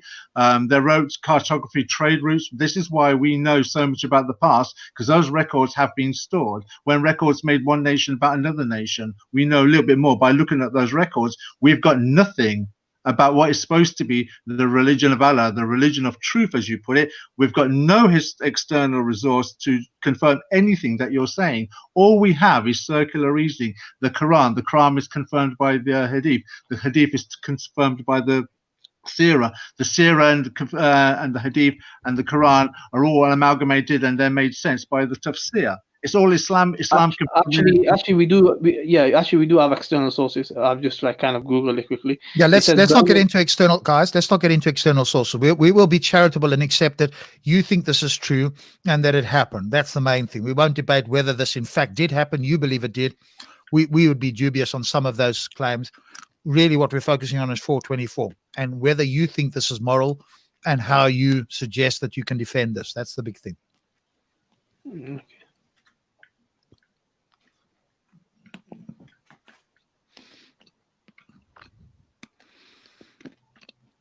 So following on what Thunderous said, Mohammed, do you agree that this was the equivalent of chattel slave? It was ownership of one human being by another, firstly. It was ownership. Yep, it was possession. Yeah. Yeah, it was possession, right? So same as an animal or some other object of possession. No, it's not the same. No, it's not the same. For many reasons. From an ownership point of view, it's the same, right? Even ownership, because if you have an animal in your ownership, the animal can't free itself, whereas a human could actually free itself from the possession, and that's what happened in many cases. They actually became kings later on, the slaves. Yeah, but they couldn't do that without the slave owner's permission. That's the point. An animal could walk free, but it would be brought back, right? Unless the owner of the animal said, "Hey, you go free," gave it a tap on the bum, and off it ran into the desert or whatever. So that point is, it works the same for both of them. They can't earn their freedom in any way. The only way they can do it is if they are permitted. No, they can earn their freedom actually. Sorry, am I eating? It's written within the fiqh books. Muhammad Ijab talked about this. He mentioned references for this, and he said that he said basically there's ways of freeing themselves, and it's like this historical view that there's ways of they could buy their freedom from the certain amount they pay. Okay, let's make it very clear. If the slave owner wants, Muhammad, if the slave owner wants to keep the slave, there's no way the slave can be freed. Agreed? No, it still can be freed. If the slave owner says, "I do not want to free the slave under any conditions," are you still saying that he would be forced to give up the slave? Yeah, there's still ways of getting himself being freed. Did you understood my question, right? Yeah. You're saying that even if the slave says that you can't be freed, can he be freed? That's your question. So what I'm saying is, he can still be freed. Yeah, Muhammad, the slave owner says, "No, I do not want to free you. This is my slave. I own them. That's my property for life." And the slave says, "No, I want to be freed." Are you saying that there is a way for the slave to override the slave owner's decision on the matter? Yes, definitely. Now, what is that? So he can go to the Khalifa and say to him, like, after he has a good behavior and everything like that, and he's settled into the society, and he's been his attitude changed and his behavior, because obviously these are people from war. And so once that happened, he can go to the leadership and say, I want to get freed, and I think I should be freed, and then the leadership will free him. Okay, can you provide me with that source? It's a bit of a sidetrack, and I don't really want to go there, but if you provide me with a source, I will happily have a read of that. But getting back to the actual thing of owning somebody, right? When you own somebody, the point with this verse and what we're putting to you is that if you own somebody, the woman does not have a choice as a slave. And you seem to be suggesting, or you were to Thunderous at least, that you inferred that somehow they had a choice in the matter as to what would happen with them. And with chattel slavery, that's not the case. Yeah, many of them actually preferred to be on the, they wanted to be. Where's your evidence for that? Where's your evidence for that? I'm not aware of a single woman that would have the choice of being a slave or not being a slave that would say, yes, I would prefer to be owned as a piece of property over not being owned. If you can provide me that, and this person is of sane mind, I'd be very interested to hear about that. Can I just add on that? And they've become the property because they've just had their fathers, their sons, their brothers, and their uncles all wiped out. And they're willingly wanting to be slaves of this barbaric army that have just come in and slaughtered and wiped out their family, and they're willingly going to go along to be become property and slaves of these this army. Yeah, because the alternative is that they have to go back to nowhere. That's what I'm saying. The What do you mean go back economy, to nowhere? basically, there's no one taking care of them, number one, and then there's no one to continue the businesses because the men have been captured or they've been slayed. Okay, let's just for a moment, because I'm a charitable guy, why not? Let's for a moment suggest that that's the case, that if they did not become slaves, according to you, they would die, right? They would not be able to find water. Presumably, these are helpless, like babies, like children, these women. And presumably those days, women, according to you as well, or at least some Muslims, they matured much faster. So these are mature adult women, presumably. We're not talking about children now. Mm. Sorry, can you hear me still? Am I coming through? Yeah, you're Yeah, going in and out at the moment. Something just happened there. It's just thrown me off again. Sorry, just give me 1 second.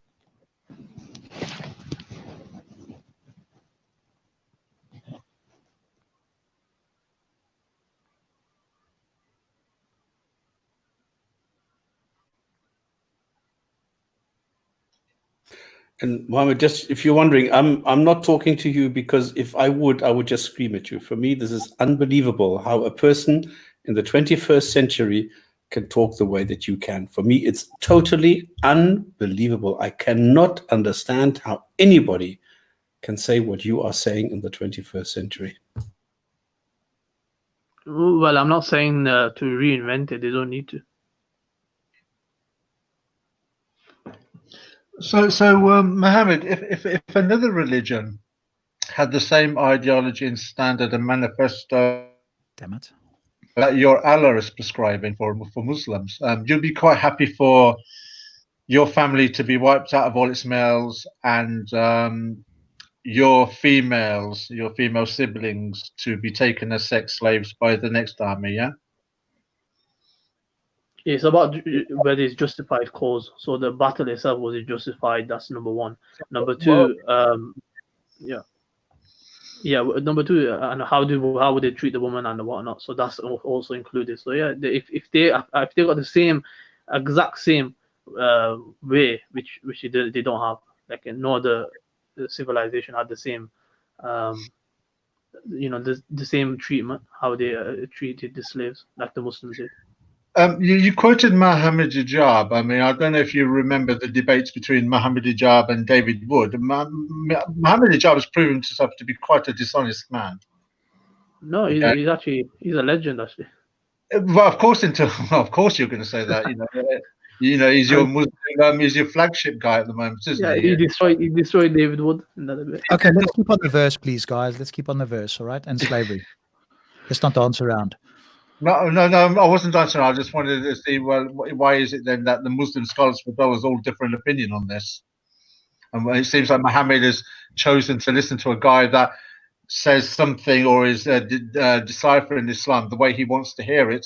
Yet you got Saudi Arabian Muslim scholars for dollars are deciphering it a totally different way. They're deciphering it in the way that Allah is saying it. Okay, I think we just need to understand Muhammad's point, and then we can. So I just wanted to make sure, because I lost it for a second. Somehow my audio is jumping every so often, that you agreed that this was chattel slavery and it was ownership. But you also suggested that this was better than that it was better than owning other objects, because these people had the ability, or indeed they could force the slave owner to release them under certain conditions. I would like you to provide that evidence. That's one point. Show me where it says that a slave owner would be compelled to release a slave under certain circumstances. I'd be interested in that. But put that aside. What we're talking about is the moral position here about this, Muhammad, where they're taken. And your defense of this is that, hey, this is the best thing that can happen to them in war. Presumably you only think this is war. Is there any other circumstance? I just want to be clear with you. Is there any other circumstance in which enslaving somebody would be justified? Or is it only under war, according to you?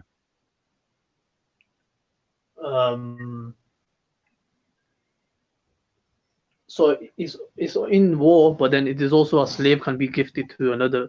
Like if a slave is already a slave, it can be gifted to another person. So these are I'm talking at the moment. Sure, I'm talking about taking on slaves, as in like if they were never slaves before. That's what I mean. So I They just were want to be never clear on your slaves. position. If they were free people before, the only time, according to you, that they can become slaves is if they are sort of booty in war. Yeah, that's what I understand. Yeah. Yeah. And your defense of this is, oh, he's dropped off. I want to get him back here. Just to go through this. I know Stops is being very patient and biting his lip here, and we can move on from this. I just want to make sure that his position is crystal clear as to what he believes, because presumably, as we've heard, there we go, he's back there. Mine also dropped off with the sound. You're back again, Mohammed. You dropped off there. Can you hear us? Yeah, I can hear you. Okay, great. We're back. So just to confirm then, the reason you think that this is a morally good act, even at that time, looking back with the 21st century, is because you view this as, hey, if they were not enslaved, then they would presumably at some point very quickly thereafter just die out in the desert because they were completely helpless, since everything around them had been demolished or taken over by the conquering Muslim army. Is that your view? Yeah, pretty much that. And also to add on to that is, if the women were left alone and they was basically, for example, in certain battles, they were all the men were killed. So if they were killed, then what would happen with the women is they would be on their own. Like in that particular city, there would be no men. So what would happen is outnumbering women who don't have a partner. So what would they do? Would they become prostitutes, or what's going to happen with it? Will they commit become gay or something? So that's the thing. The men had to solve that problem. And Okay, that's so way the they view solved it. is that these women were incapable of at least taking care of themselves, if not their children. Let me just check in with you. Do you think that women of the 7th century were more or less capable than women of the 20th century? Were they more capable of taking care of themselves, or far less capable? It depends on the surrounding, because the surrounding they were in, they could take care of themselves more better than today. Okay, so if they could take care of themselves better in the 7th century, and yet there's many women today who are single who take care of themselves all over the world, how does this play into your point, which suggests that they can't take care of themselves? Because we have women today who are single that don't require men, that are able to take care of themselves. They build a home, they build like a little farms or whatever the case is, or they're in communities or whatever the case is, and they don't require men at their beck and call, and they're still dying. They're not dying, right? Yeah, it's all about the surroundings. So I'm saying the women in this area, they got opportunities. They can get a job and everything like that. They could. They also have a lot of freedoms. They have, even the kids, like they didn't have no benefit system then and whatnot. And plus, they also have sexual needs and so they, even women of today, they got sexual needs. If you isolate them in one country, or you isolate in one, and there's only few men, that's gonna have a massive impact upon women. So even today, Yes, but they have the choice, right? They have the choice, though, Mohammed. When they're a slave, they do not have the choice. So let me put it to you very clearly, so that I put this across to you. I put it to you that it's not just slavery or death, which is your view. Hey, slavery is better than death. Firstly, because you haven't established that they would die. These women were not children. They were not infants. They were not disabled. They could take care of themselves. But let's assume for a moment they could not take care of themselves under some, in my world, fantastical position that, hey, if they were left to themselves, they would suddenly just perish in 7 days or whatever the case is, or 2 weeks or whatever the case may be. Let's assume that they had to be with somebody. Why is it that presumably these Muslims were supposedly honorable people by your lights? Why did these Muslims not take them at least as prisoners of war until they could get to somewhere else and release them again? And those that wanted to stay, when they were asked permission and they were treated as if they were a family member rather than as an owned object, why did they not do that instead? I'm saying to you that's more moral than owning them as a property and then raping them whenever they felt like it, because they had no choice when they were a slave. So yeah, like why I did said, they not do that choice, instead? Yeah. Then they don't have to. Then slavery would not be part of this scenario. So why is it that they chose, in my view, the worst option, and I've presented you with a much better option? If these were honorable people, if they were dishonorable, low-life thugs, then sure, they can go with the worst thing. But presumably you're claiming that these are honorable people, and I'm putting to you that there's a much more honorable and moral position they could have taken than slavery. Could you repeat the moral position? Like, what's the alternative? Sure. I'm putting to you that the position of taking somebody under your care, if this is even possible, this is a hypothetical, if this is even possible, right? You've slaughtered their entire family. You could just leave them. You could take them under your care and say, hey, you are innocent people. You'll come as either prisoners of war, or you can come along with us or not. We'll take you to the next village, and there you can continue, or you can stay with us, or whatever the case is. I'm suggesting to you that that would be better than saying, hey, you become my slave and I can do with you what I will. Why did they not do that? I mean, it's quite similar. What you mentioned now, that's similar what they did. No, it's not similar at all, in their Mohammed. house. No. They kept them in the house. It's not like they said to the person, like, oh, you're my slave. Yes, they did, Mohammed. Where are you getting this idea that they didn't do that? Where are you getting the idea that they did that? Through the Quran and the Hadith, my friend. Have you read these things? Yeah, you think they went up to every woman, you're my slave. Is that what they said?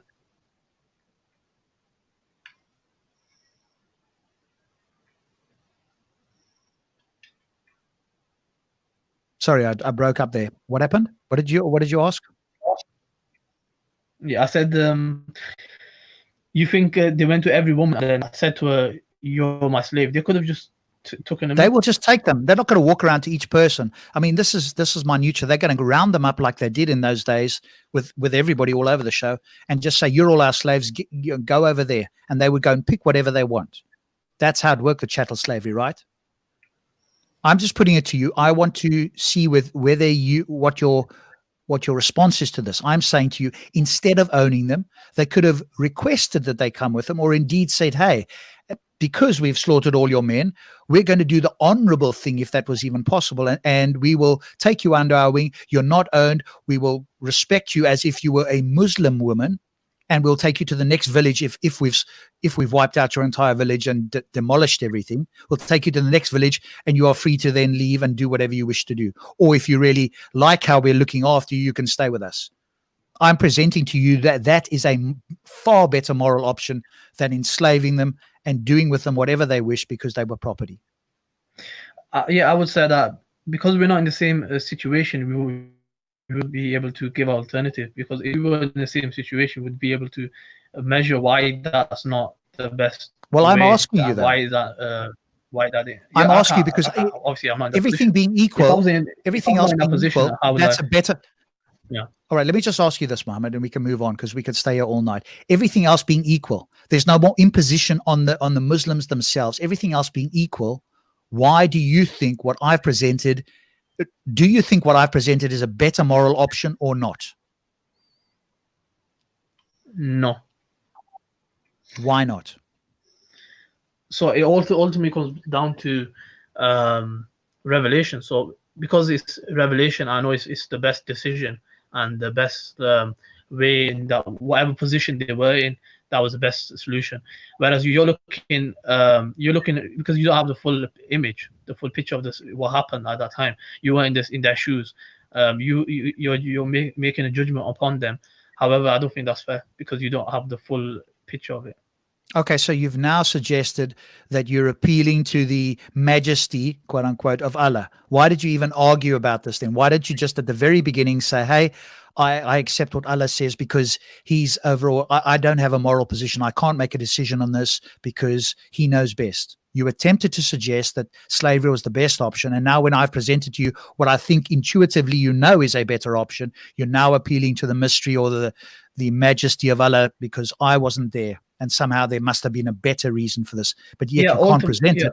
Ultimately, every law of Allah, we can't fully comprehend the wisdom. We can only assume, or we can see certain benefits within it, and then we can point to it. But the full picture of it, we can't. That's what I did. I pointed to some benefits. I pointed to some wisdoms, but the full wisdoms we're not aware of them because we're not all knowledgeable. Okay, but Mohammed, I'm asking us to use our brains, and I present you with a scenario that doesn't make it any worse for the Muslims. If I said to you, hey, the Muslims had to pay them £1 million each or whatever the case, that would be, and I'm arguing purely hypothetically, but that might be an imposition on the Muslims. So let's say they took all the bounty, murdered everybody and said, hey, if I presented you a scenario, you could come back and say, well, no, that's a big imposition on them. You're now asking them to give away everything that they've just done. I'm saying to you that they don't have to do anything different, just not own them as slaves, give them the option, respect them like they would other Muslim women, and then let them go at the next town. What is wrong with that? I think the possessions, like even their houses and everything, that was taken.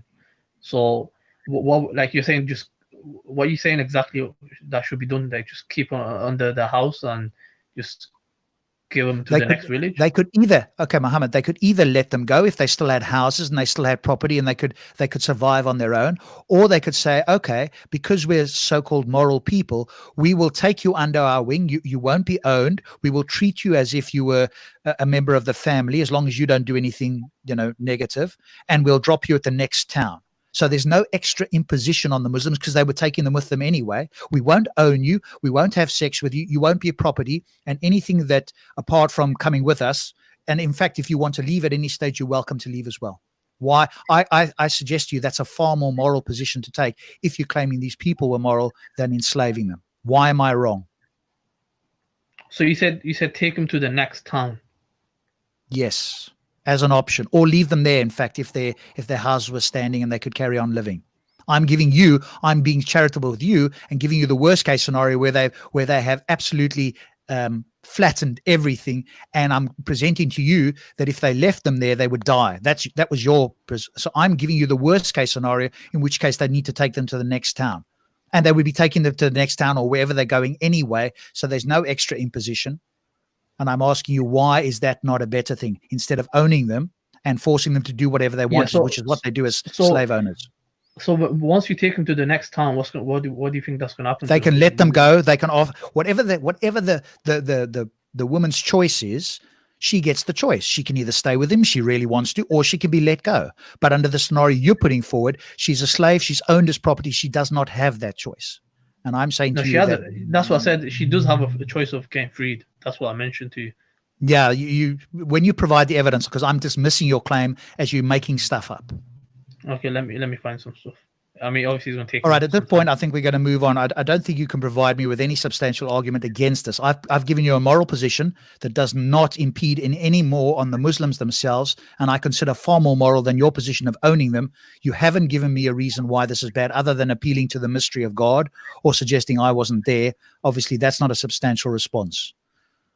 But I'm quite happy to move on unless one of my co-panelists want to, because we've spent so much time on this verse now. And I know Stops wouldn't want to. No, we have to spend so much time on this sentence because this is such a vile, such a horrible, such a terrible sentence. I'm disgusted that anybody will try and apologize for this, because bringing up a scenario which in some way might be able just to justify this is sick in itself, because there is no indication here that this is the actual scenario, because the women were abducted from Ireland, the women were abducted from Tanzania, the women were abducted from all over the show. So to say, well, this is such a small thing, it is the Muslims attacking a village somewhere, and then taking the women, and if they don't rape the women, well, then they're going to die. Well, I'm sorry. I'm sure if I were a woman, I would prefer to die than to be raped by the guy who just killed my brother, my uncle, my husband, my everything just now. This is the way that I think. So I think this is highly immoral. And I mean, okay, we've spent a lot of time on this, but I think it is absolutely amazing to see how the worst case scenario that I painted has actually come true, that there is a Muslim who will come forward and will actually apologize for this. This is mind-boggling for me. It's crazy. My brain cannot handle this. I want to vomit. I feel so sick that anybody can voice anything in defense of this decree. I found the reference. I don't fucking care about your reference, really. I am so disgusted with this. Let's say the reference. Okay. Whoever among you cannot find the means to marry free believing women. Oh, fuck, this is even worse. Rob, you need to carry on. I'm just sick. Okay, I don't know what verse we're talking about here now. This is the next one. This is 25. No, I think Muhammad said he had something that he supposedly was bringing to show that slaves could leave of their own free will, presumably whenever they wanted. What we have to bear in mind, this is a book made clear, a book easy to understand, which is to time indefinite. This is an eternal book. So this still applies now. We're talking like we're back in the 7th century. Using the 7th century scenario here, this applies today.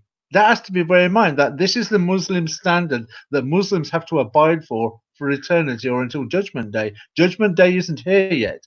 Implication is this verse still applies today. And why you're Mohammed, the guest on the show, isn't being able to answer it is because Mohammed Hijab didn't cover it in his lecture, because Mohammed Hijab hadn't considered or conceived or wanted to avoid scenarios that you've projected, Robs. Yeah, but I think also... Yeah, but hang on. We've been arguing all the time now that Muhammad actually came, and I'm talking about the 7th century Muhammad in the Hadith, that he came around and he freed the slaves. So why would a slave need to free themselves if they were freed anyway? Because Islam abolished slavery. Well, nobody believes that. All they're saying is that they came along and made it, quote, slightly better.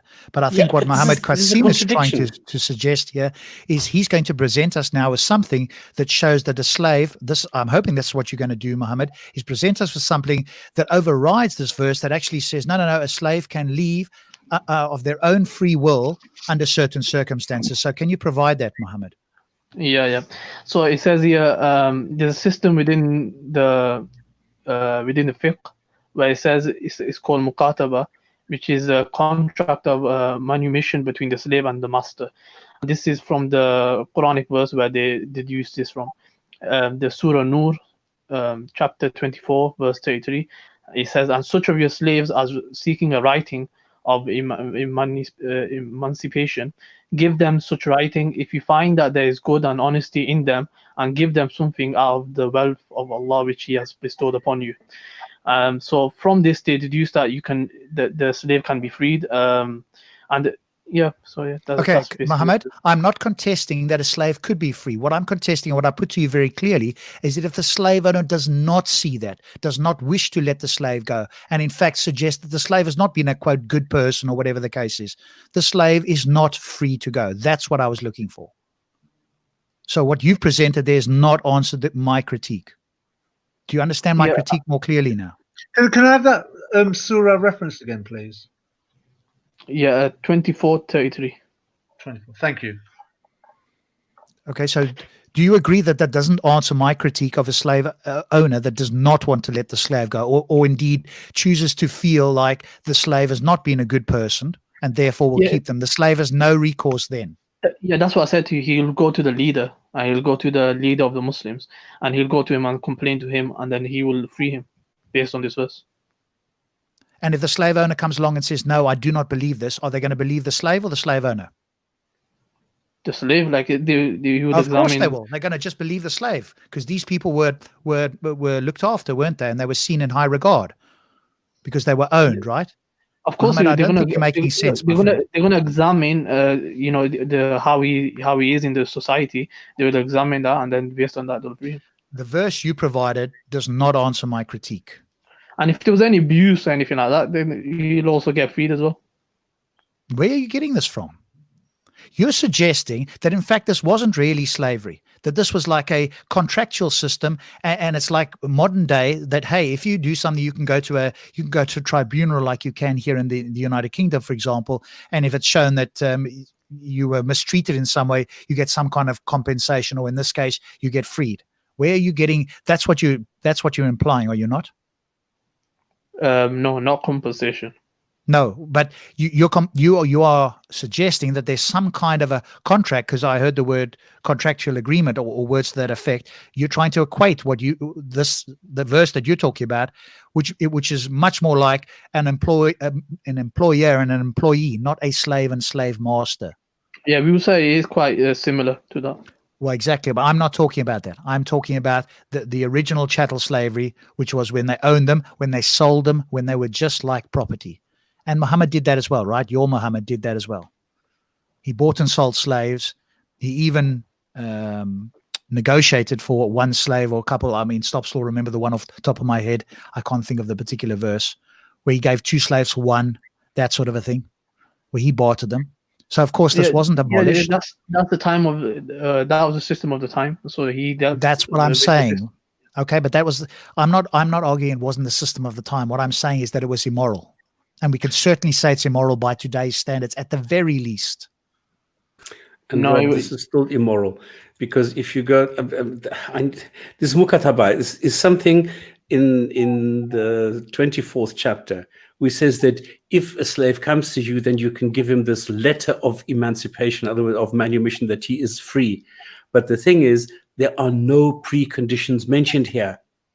Okay, so it's not that. Why would you need this?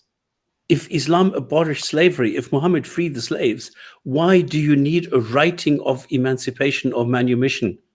Why do you need any of this if you first make the claim that Islam actually stopped slavery? It doesn't make sense. You are contradicting yourself. Yeah, I never said Islam stopped slavery, so that was false. I said the mission of it was to eventually stop it, and the purpose of it was to decrease in slaves and slowly, eventually get rid of it. But you don't understand that you are being horribly immoral and a hypocrite by first saying, yes, we have slaves. This should also already be a warning flag for you to say, I need to step away from this. I need to condemn anybody who takes a slave. I need to condemn any God who allows slavery right from the beginning, because the God knew that he was creating people who were going to be slaves. So God created people in slavery. This is what an immoral God we're talking about here. And now you come along and you say, well, Islam came along to gradually decrease slavery. You can fucking well go and say, don't eat pork. But you can't tell people to stop owning other people. The thing is, you're saying gradual slavery, gradual, remove slavery. But the thing is, there was no slavery until Muhammad came along. So you're asking for gradual removal of slavery that came along when Muhammad came along, because before Muhammad there was no slavery. Muhammad, I can show you that they were. Just give me 5 minutes. I can show you they were. You can stop pork straight away. You can gradually come out the drinking and things like that. Many things Allah stop straight away. Idolatry, turning the Qibla, praying 5 times a day. But slavery, that takes 1400 years to stop. It takes 1400 years for Muslims to apply this one ayah then about the gradual manumission of slavery. And all the other times we are reading in the Quran what you're allowed to do with them. This is I said to you inherently. Inherently, what we say regarding the slaves, we said they were treated perfectly fine, and so that's why it wasn't stopped completely, because the way we treated them was completely fine, and they were actually the benefactors in many cases. Actually, they would be so they were benefactors. Oh, great! They were so gracious to take the people as slaves. You're sick. The thing is, you're saying very strong, because the United Nations, Amnesty International stand in your face on that one. I mean, it's a joke that Saudi Arabia have got on board with some kind of, I forget, Stops can remind me of this one, because he was the one that brought it to my attention, that they're on the Court of Human Being Rights in the United Nations. And Qatar has been up for investigation with reference to slavery over the World Cup that's going to be taking place in 2022 with the building of its stadiums. So you're talking about slavery as if Islam came along and eradicated the world of it. Well, Islam and Allah can't be that convincing, because the English, what you call the English kafir, the kuffar, the idolaters and the unbelievers, they managed to only have slavery for 200 years, and they managed to vanquish it from the face of their unknown lands almost instantaneously. So they did a better job than Allah did. They did a better job than Muhammad did. And they only had a 200-year period. You had 1400 years. It was invented by Islam, and you still can't remove it. Like I said, we don't view slavery inherently wrong, so that's why I said even if it continued, there's no issue. But Muhammad, okay, wrong. That's fine. That's right. He's just said it. He's just said it. Slavery is not wrong. It was actually benefit for the economy. And your other point you mentioned, which was it benefits the economy. Yeah, they work for the society and whatnot. They're not. They're Don't working. you understand what you are doing? Do you know that you are making Islam look like the worst shitty thing on this planet? Don't you understand what you are doing? He doesn't Bob, need. no. You don't need him to make Islam look like the excrement of the planet. The Quran does a very good job of that on its own. Okay, guys, we're not going to convince anybody. All we're singing to is the choir here. So if we're going to have a conversation, we need to help Muhammad see the problem with this. Us telling him that it's a problem is just water off a duck's back, and it's not going to convince heard anybody this. except our people, the people that are already on our side. I want Muslims who are listening to this to stop and think about it. And I'm not sure that us telling them how bad they are is going to do that. I agree that the idea is immoral, but it's the idea for me at least is to try and help them see that it's a problem. I take your point there, Robs. But when your guest cites Muhammad hijab and then tries to rationalize at every single point of every point that you've raised, then already there's a point where with Stops and myself where we think, you know what, this is not going to go. No ground is going to be reached here. But both sides are entrenched in their opinions, which goes back to what I said at the beginning. Allah knows best. And though Muhammad hasn't said that word for word, he is heavily implied Allah knows best. Of course, Allah knows best. Thank you for being the Muslim.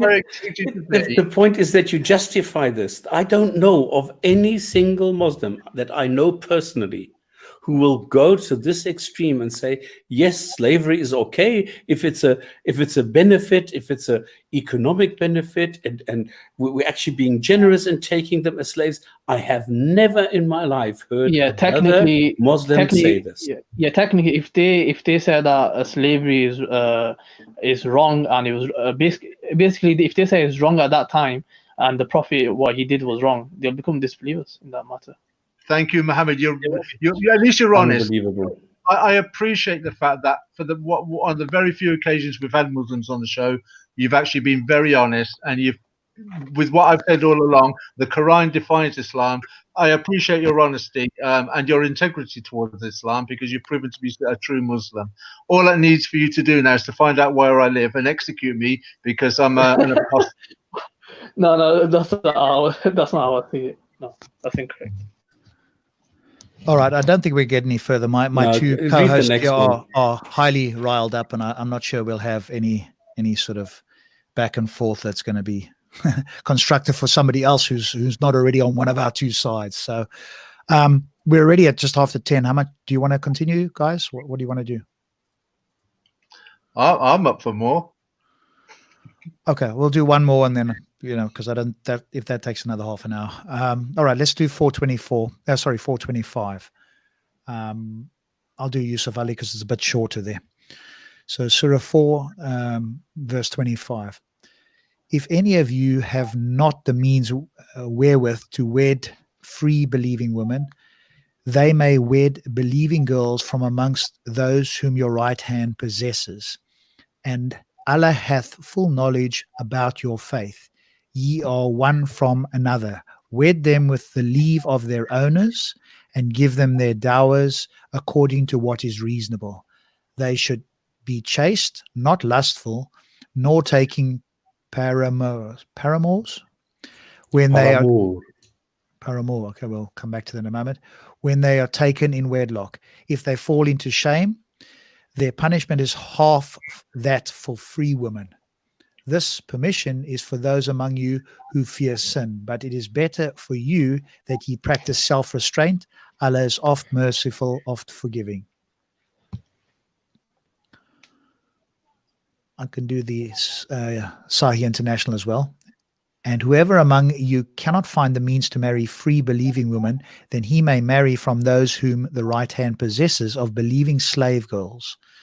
And Allah is most knowing about your faith. You, believers, are of one another.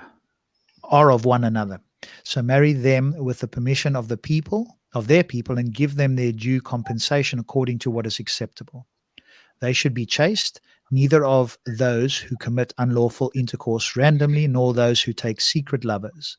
But once they are sheltered in marriage, if they commit adultery, then for them is half the punishment of free unmarried women. This allowance is for him among you who fears sin. but to be patient is better for you, and Allah is forgiving and merciful.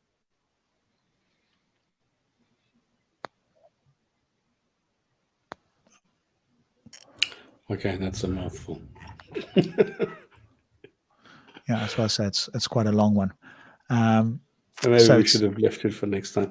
Okay, come on. What can you do here? You have several elements here. If you are poor, okay, and you can't afford having sex with a free believing woman, in other words, you can't find a normal Muslima, a female Muslim, then just marry, one of your slaves. You don't have to pay a dowry. No. This you have to pay. Ye are one from another, wed them with the leave of their owners. In other words, you take the slaves from somebody else, and you take the slave, and then you pay them.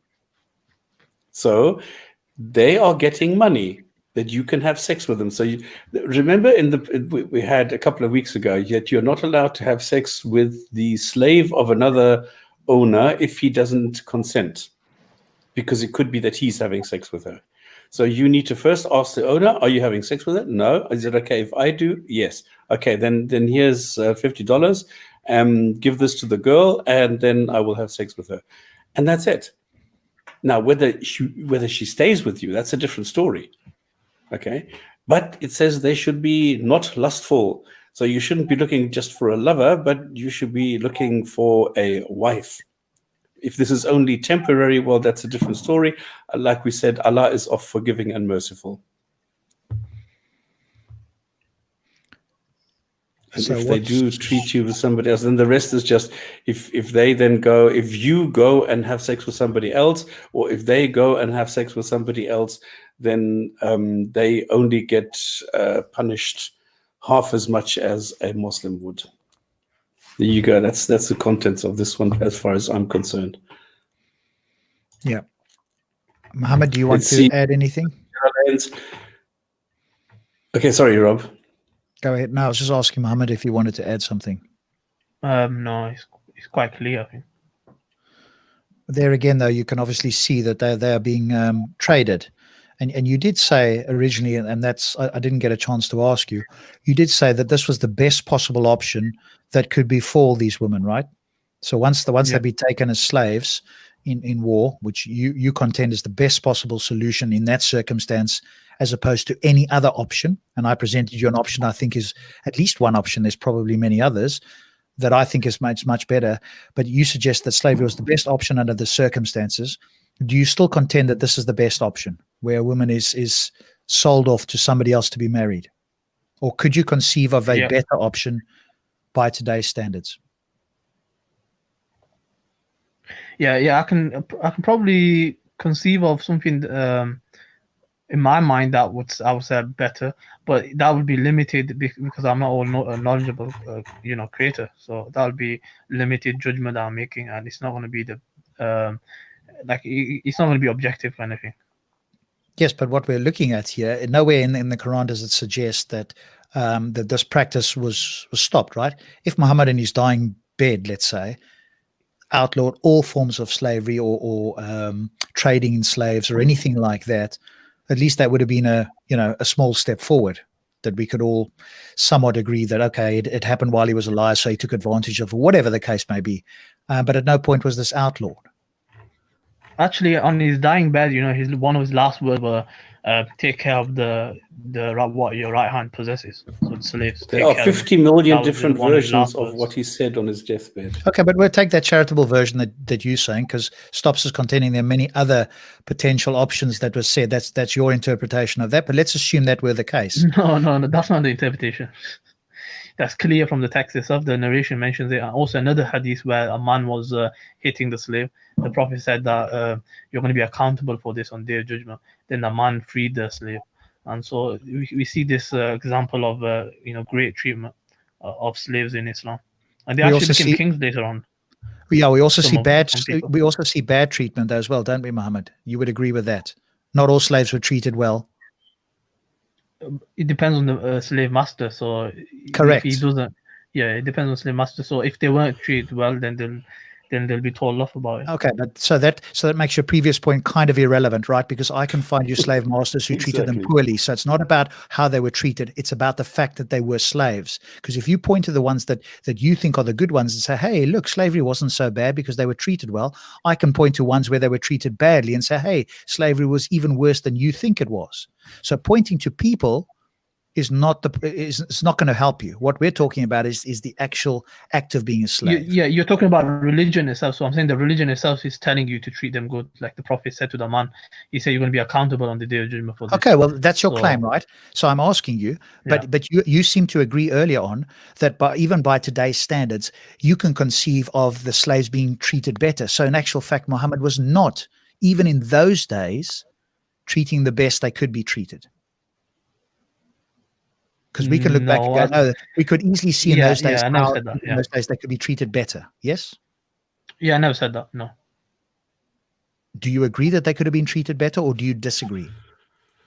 No, I would say that's the best way how they were treated. So that they with could the be sold Muslims. off to other people to be traded, etc., instead of giving them their freedom or asking them would they like to go to another master, even if we had to say that was marginally better. They didn't have a choice there. They were sold and bartered, and you're still claiming that that's the best possible option, even in those days. Yeah, definitely. Based on the surroundings, that was the best situation. Okay, so for them. what makes that better than the slave owner saying to the slave, "What would you like to do, slave? Since I'm such a merciful and wonderful slave owner, because I'm following the best possible commands of Allah, why didn't the slave owners offer the slaves and say, hey, we won't sell you, we'll ask your permission about what you would like to do"? Do you agree that that would have been better, or do you think them just doing what they want is better?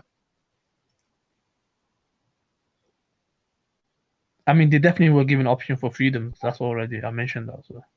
But that's not the question I asked you. I'm asking you, do you think that it was a better option if the slave owners had offered them rather than bartered them and said, hey, would you like to go to a new owner, instead of trading them for money without their permission? Which one of those two options is a better option? The first one. So them capturing them. Sorry, them? Capturing them. No, I didn't ask about capturing. I said they're already slaves, right? And now there's an option to either sell them or for them to go to another slave master. Under the scenarios we're talking about here, they were sold and bartered as property. And I'm suggesting that the slave owner, if this was the best possible option under all circumstances, which is what you're putting forward, the slave owner could have said to the slave, hey, would you like to go there? Not, hey, you're going there and I'm taking 50. Wouldn't that be a better option, a more moral option, is to ask the permission of the slave as to whether they would like to go?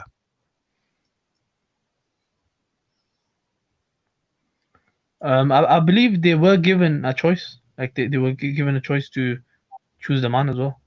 I believe, but I have to check up on that. There may have been occasions. I'm saying as a principle, Muhammad, it's clear that that was not the case under all circumstances. It's also clear that the Quran says that they can be sold. Instead of the Quran saying, hey, I say to you, slave owners, that you should hereforth, as a small step forward to, quote, eliminating slavery, ask the slaves what they would like to do, because that is more moral than just telling them what they're doing and trading them like they are objects for money.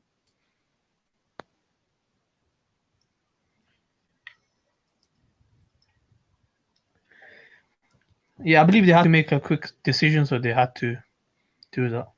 That to make a quick decision. Muhammad distributed them to his people. He never asked their permission. He did with them what he willed. And if there were a few slave owners that did ask their permission or did something, that's not mandated in the Quran. And even if it was, there was obviously people that didn't do it. Now, what you put forward prior doesn't answer this question at all. Mm. All right, I think we'll leave it there, guys. We're 10:15 already. What do you think? Do we want to continue with anything else? No, I think we've heard enough. The thing is, there's one thing I don't understand why somebody needs to be so dishonest. Why can't you say, okay, yes, there are sentences by Muhammad, there are instances where Muhammad took slaves, he enslaved people, he traded slaves, he bartered, he went and exchanged slaves for other things. Slaves were sold, were inherited, were given as a kind of a prize, and these are these are the sources. These are the sources deemed to be authentic by Islamic scholars. So there's no way around them. Why would anybody come here and say, yeah, but hang on, there's also this hadith where he says, well, don't treat them badly. It doesn't matter. You shouldn't have slaves right from the beginning. And this is where I don't know, I'm very passionate about this, that I hate the concept and the idea that anybody would own slaves. I hate the idea that anybody would go and take a woman and rape her and still feel good about it. I hate the concept of Muhammad telling his people, look, these are just captives. Go ahead, rape them, enjoy, have fun, even enjoy your orgasm. Don't worry about pulling out. Go ahead and do it. I hate that idea. Because it for was a me, rape. this is vile, this is sick, and there should be nobody on this planet alive today who will still come forward and say, actually, there could be a scenario where this could be justified. It's beyond me. It's simply beyond me. Yeah. I think Mohammed was just saying something then. Mohammed, could you just repeat yourself? Yeah, I said it wasn't rape. It wasn't rape, no. They all agreed. You go and you kill everybody, and then you tell the woman, open your legs, and they will say, yeah, please, come, have me. I've already said to you, Read it's your beneficial for fucking them. Muhammad, It's beneficial. Instead of them being on their own, it's beneficial for them to be on their household and there's someone taking care of it was not beneficial. The people went out into Africa. They burnt down the villages. They took the females. They left the men there. They killed them. They took the females and the children as captives. That's what it says in the hadith, as captives. Then they went 1,000 kilometers back into the Arabian Peninsula, raped them on the way. This is what we see in the text. This is what the situation was. This is not the case that there were some women who were wandering around aimlessly, and if they didn't rape them and feed them, they would have died. No, they were going all the way up to Ireland to go and get female captives so that they could rape them and then sell them on the slave market. And what you are doing is dishonest. It is immoral that you are still coming here and saying, this is not so bad. It was actually a good deed they were doing. It was good for the economy, so everybody benefited. So this was good. It was good for everybody except for the slaves. And this it was good for the slaves as well. Yeah, but it was. But he at least he said Muhammad Allah knows best, and he quoted Muhammad Hijab, his latest scholar for the Dollar poster boys. So he hasn't been too unpredictable. I can ask you a question. Would you condemn every single man who in any way performs any sexual act on a 9-year-old girl? Oh dear. Are you saying to the Christians? I'm asking you whether you will condemn every single man who commits any kind of sexual act with a 9-year-old girl.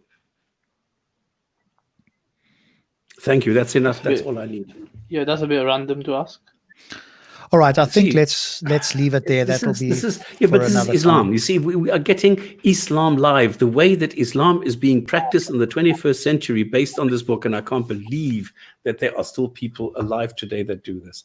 It's incredible for me. It's so important that we come here and we show this. We show people what happens to a Muslim, because this guy doesn't even know what he's doing.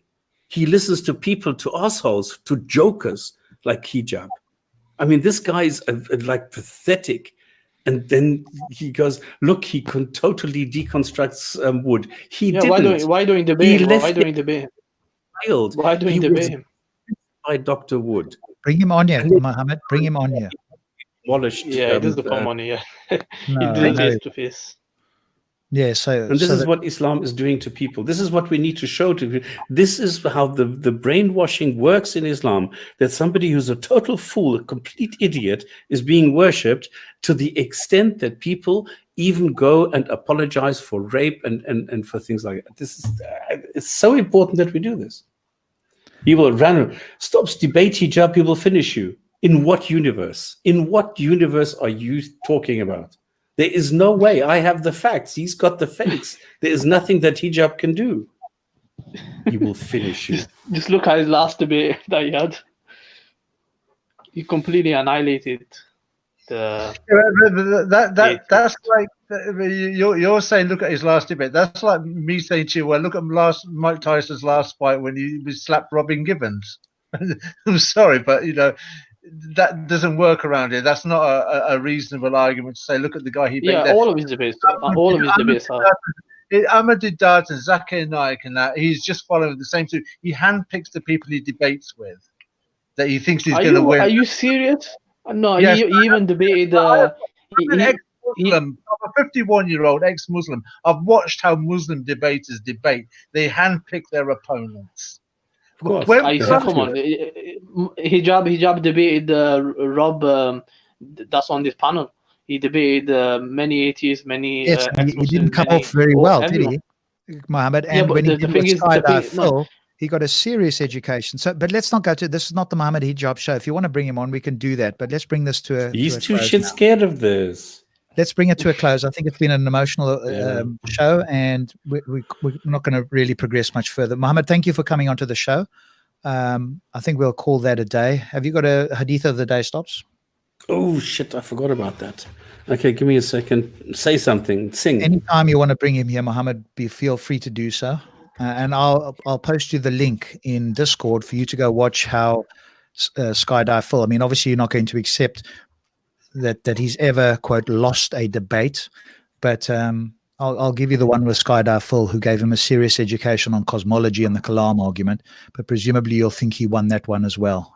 I'll be interested. Yeah, I've seen that one. Yeah, I've seen that one. There's another. Did you think that he performed well there as well? Yeah.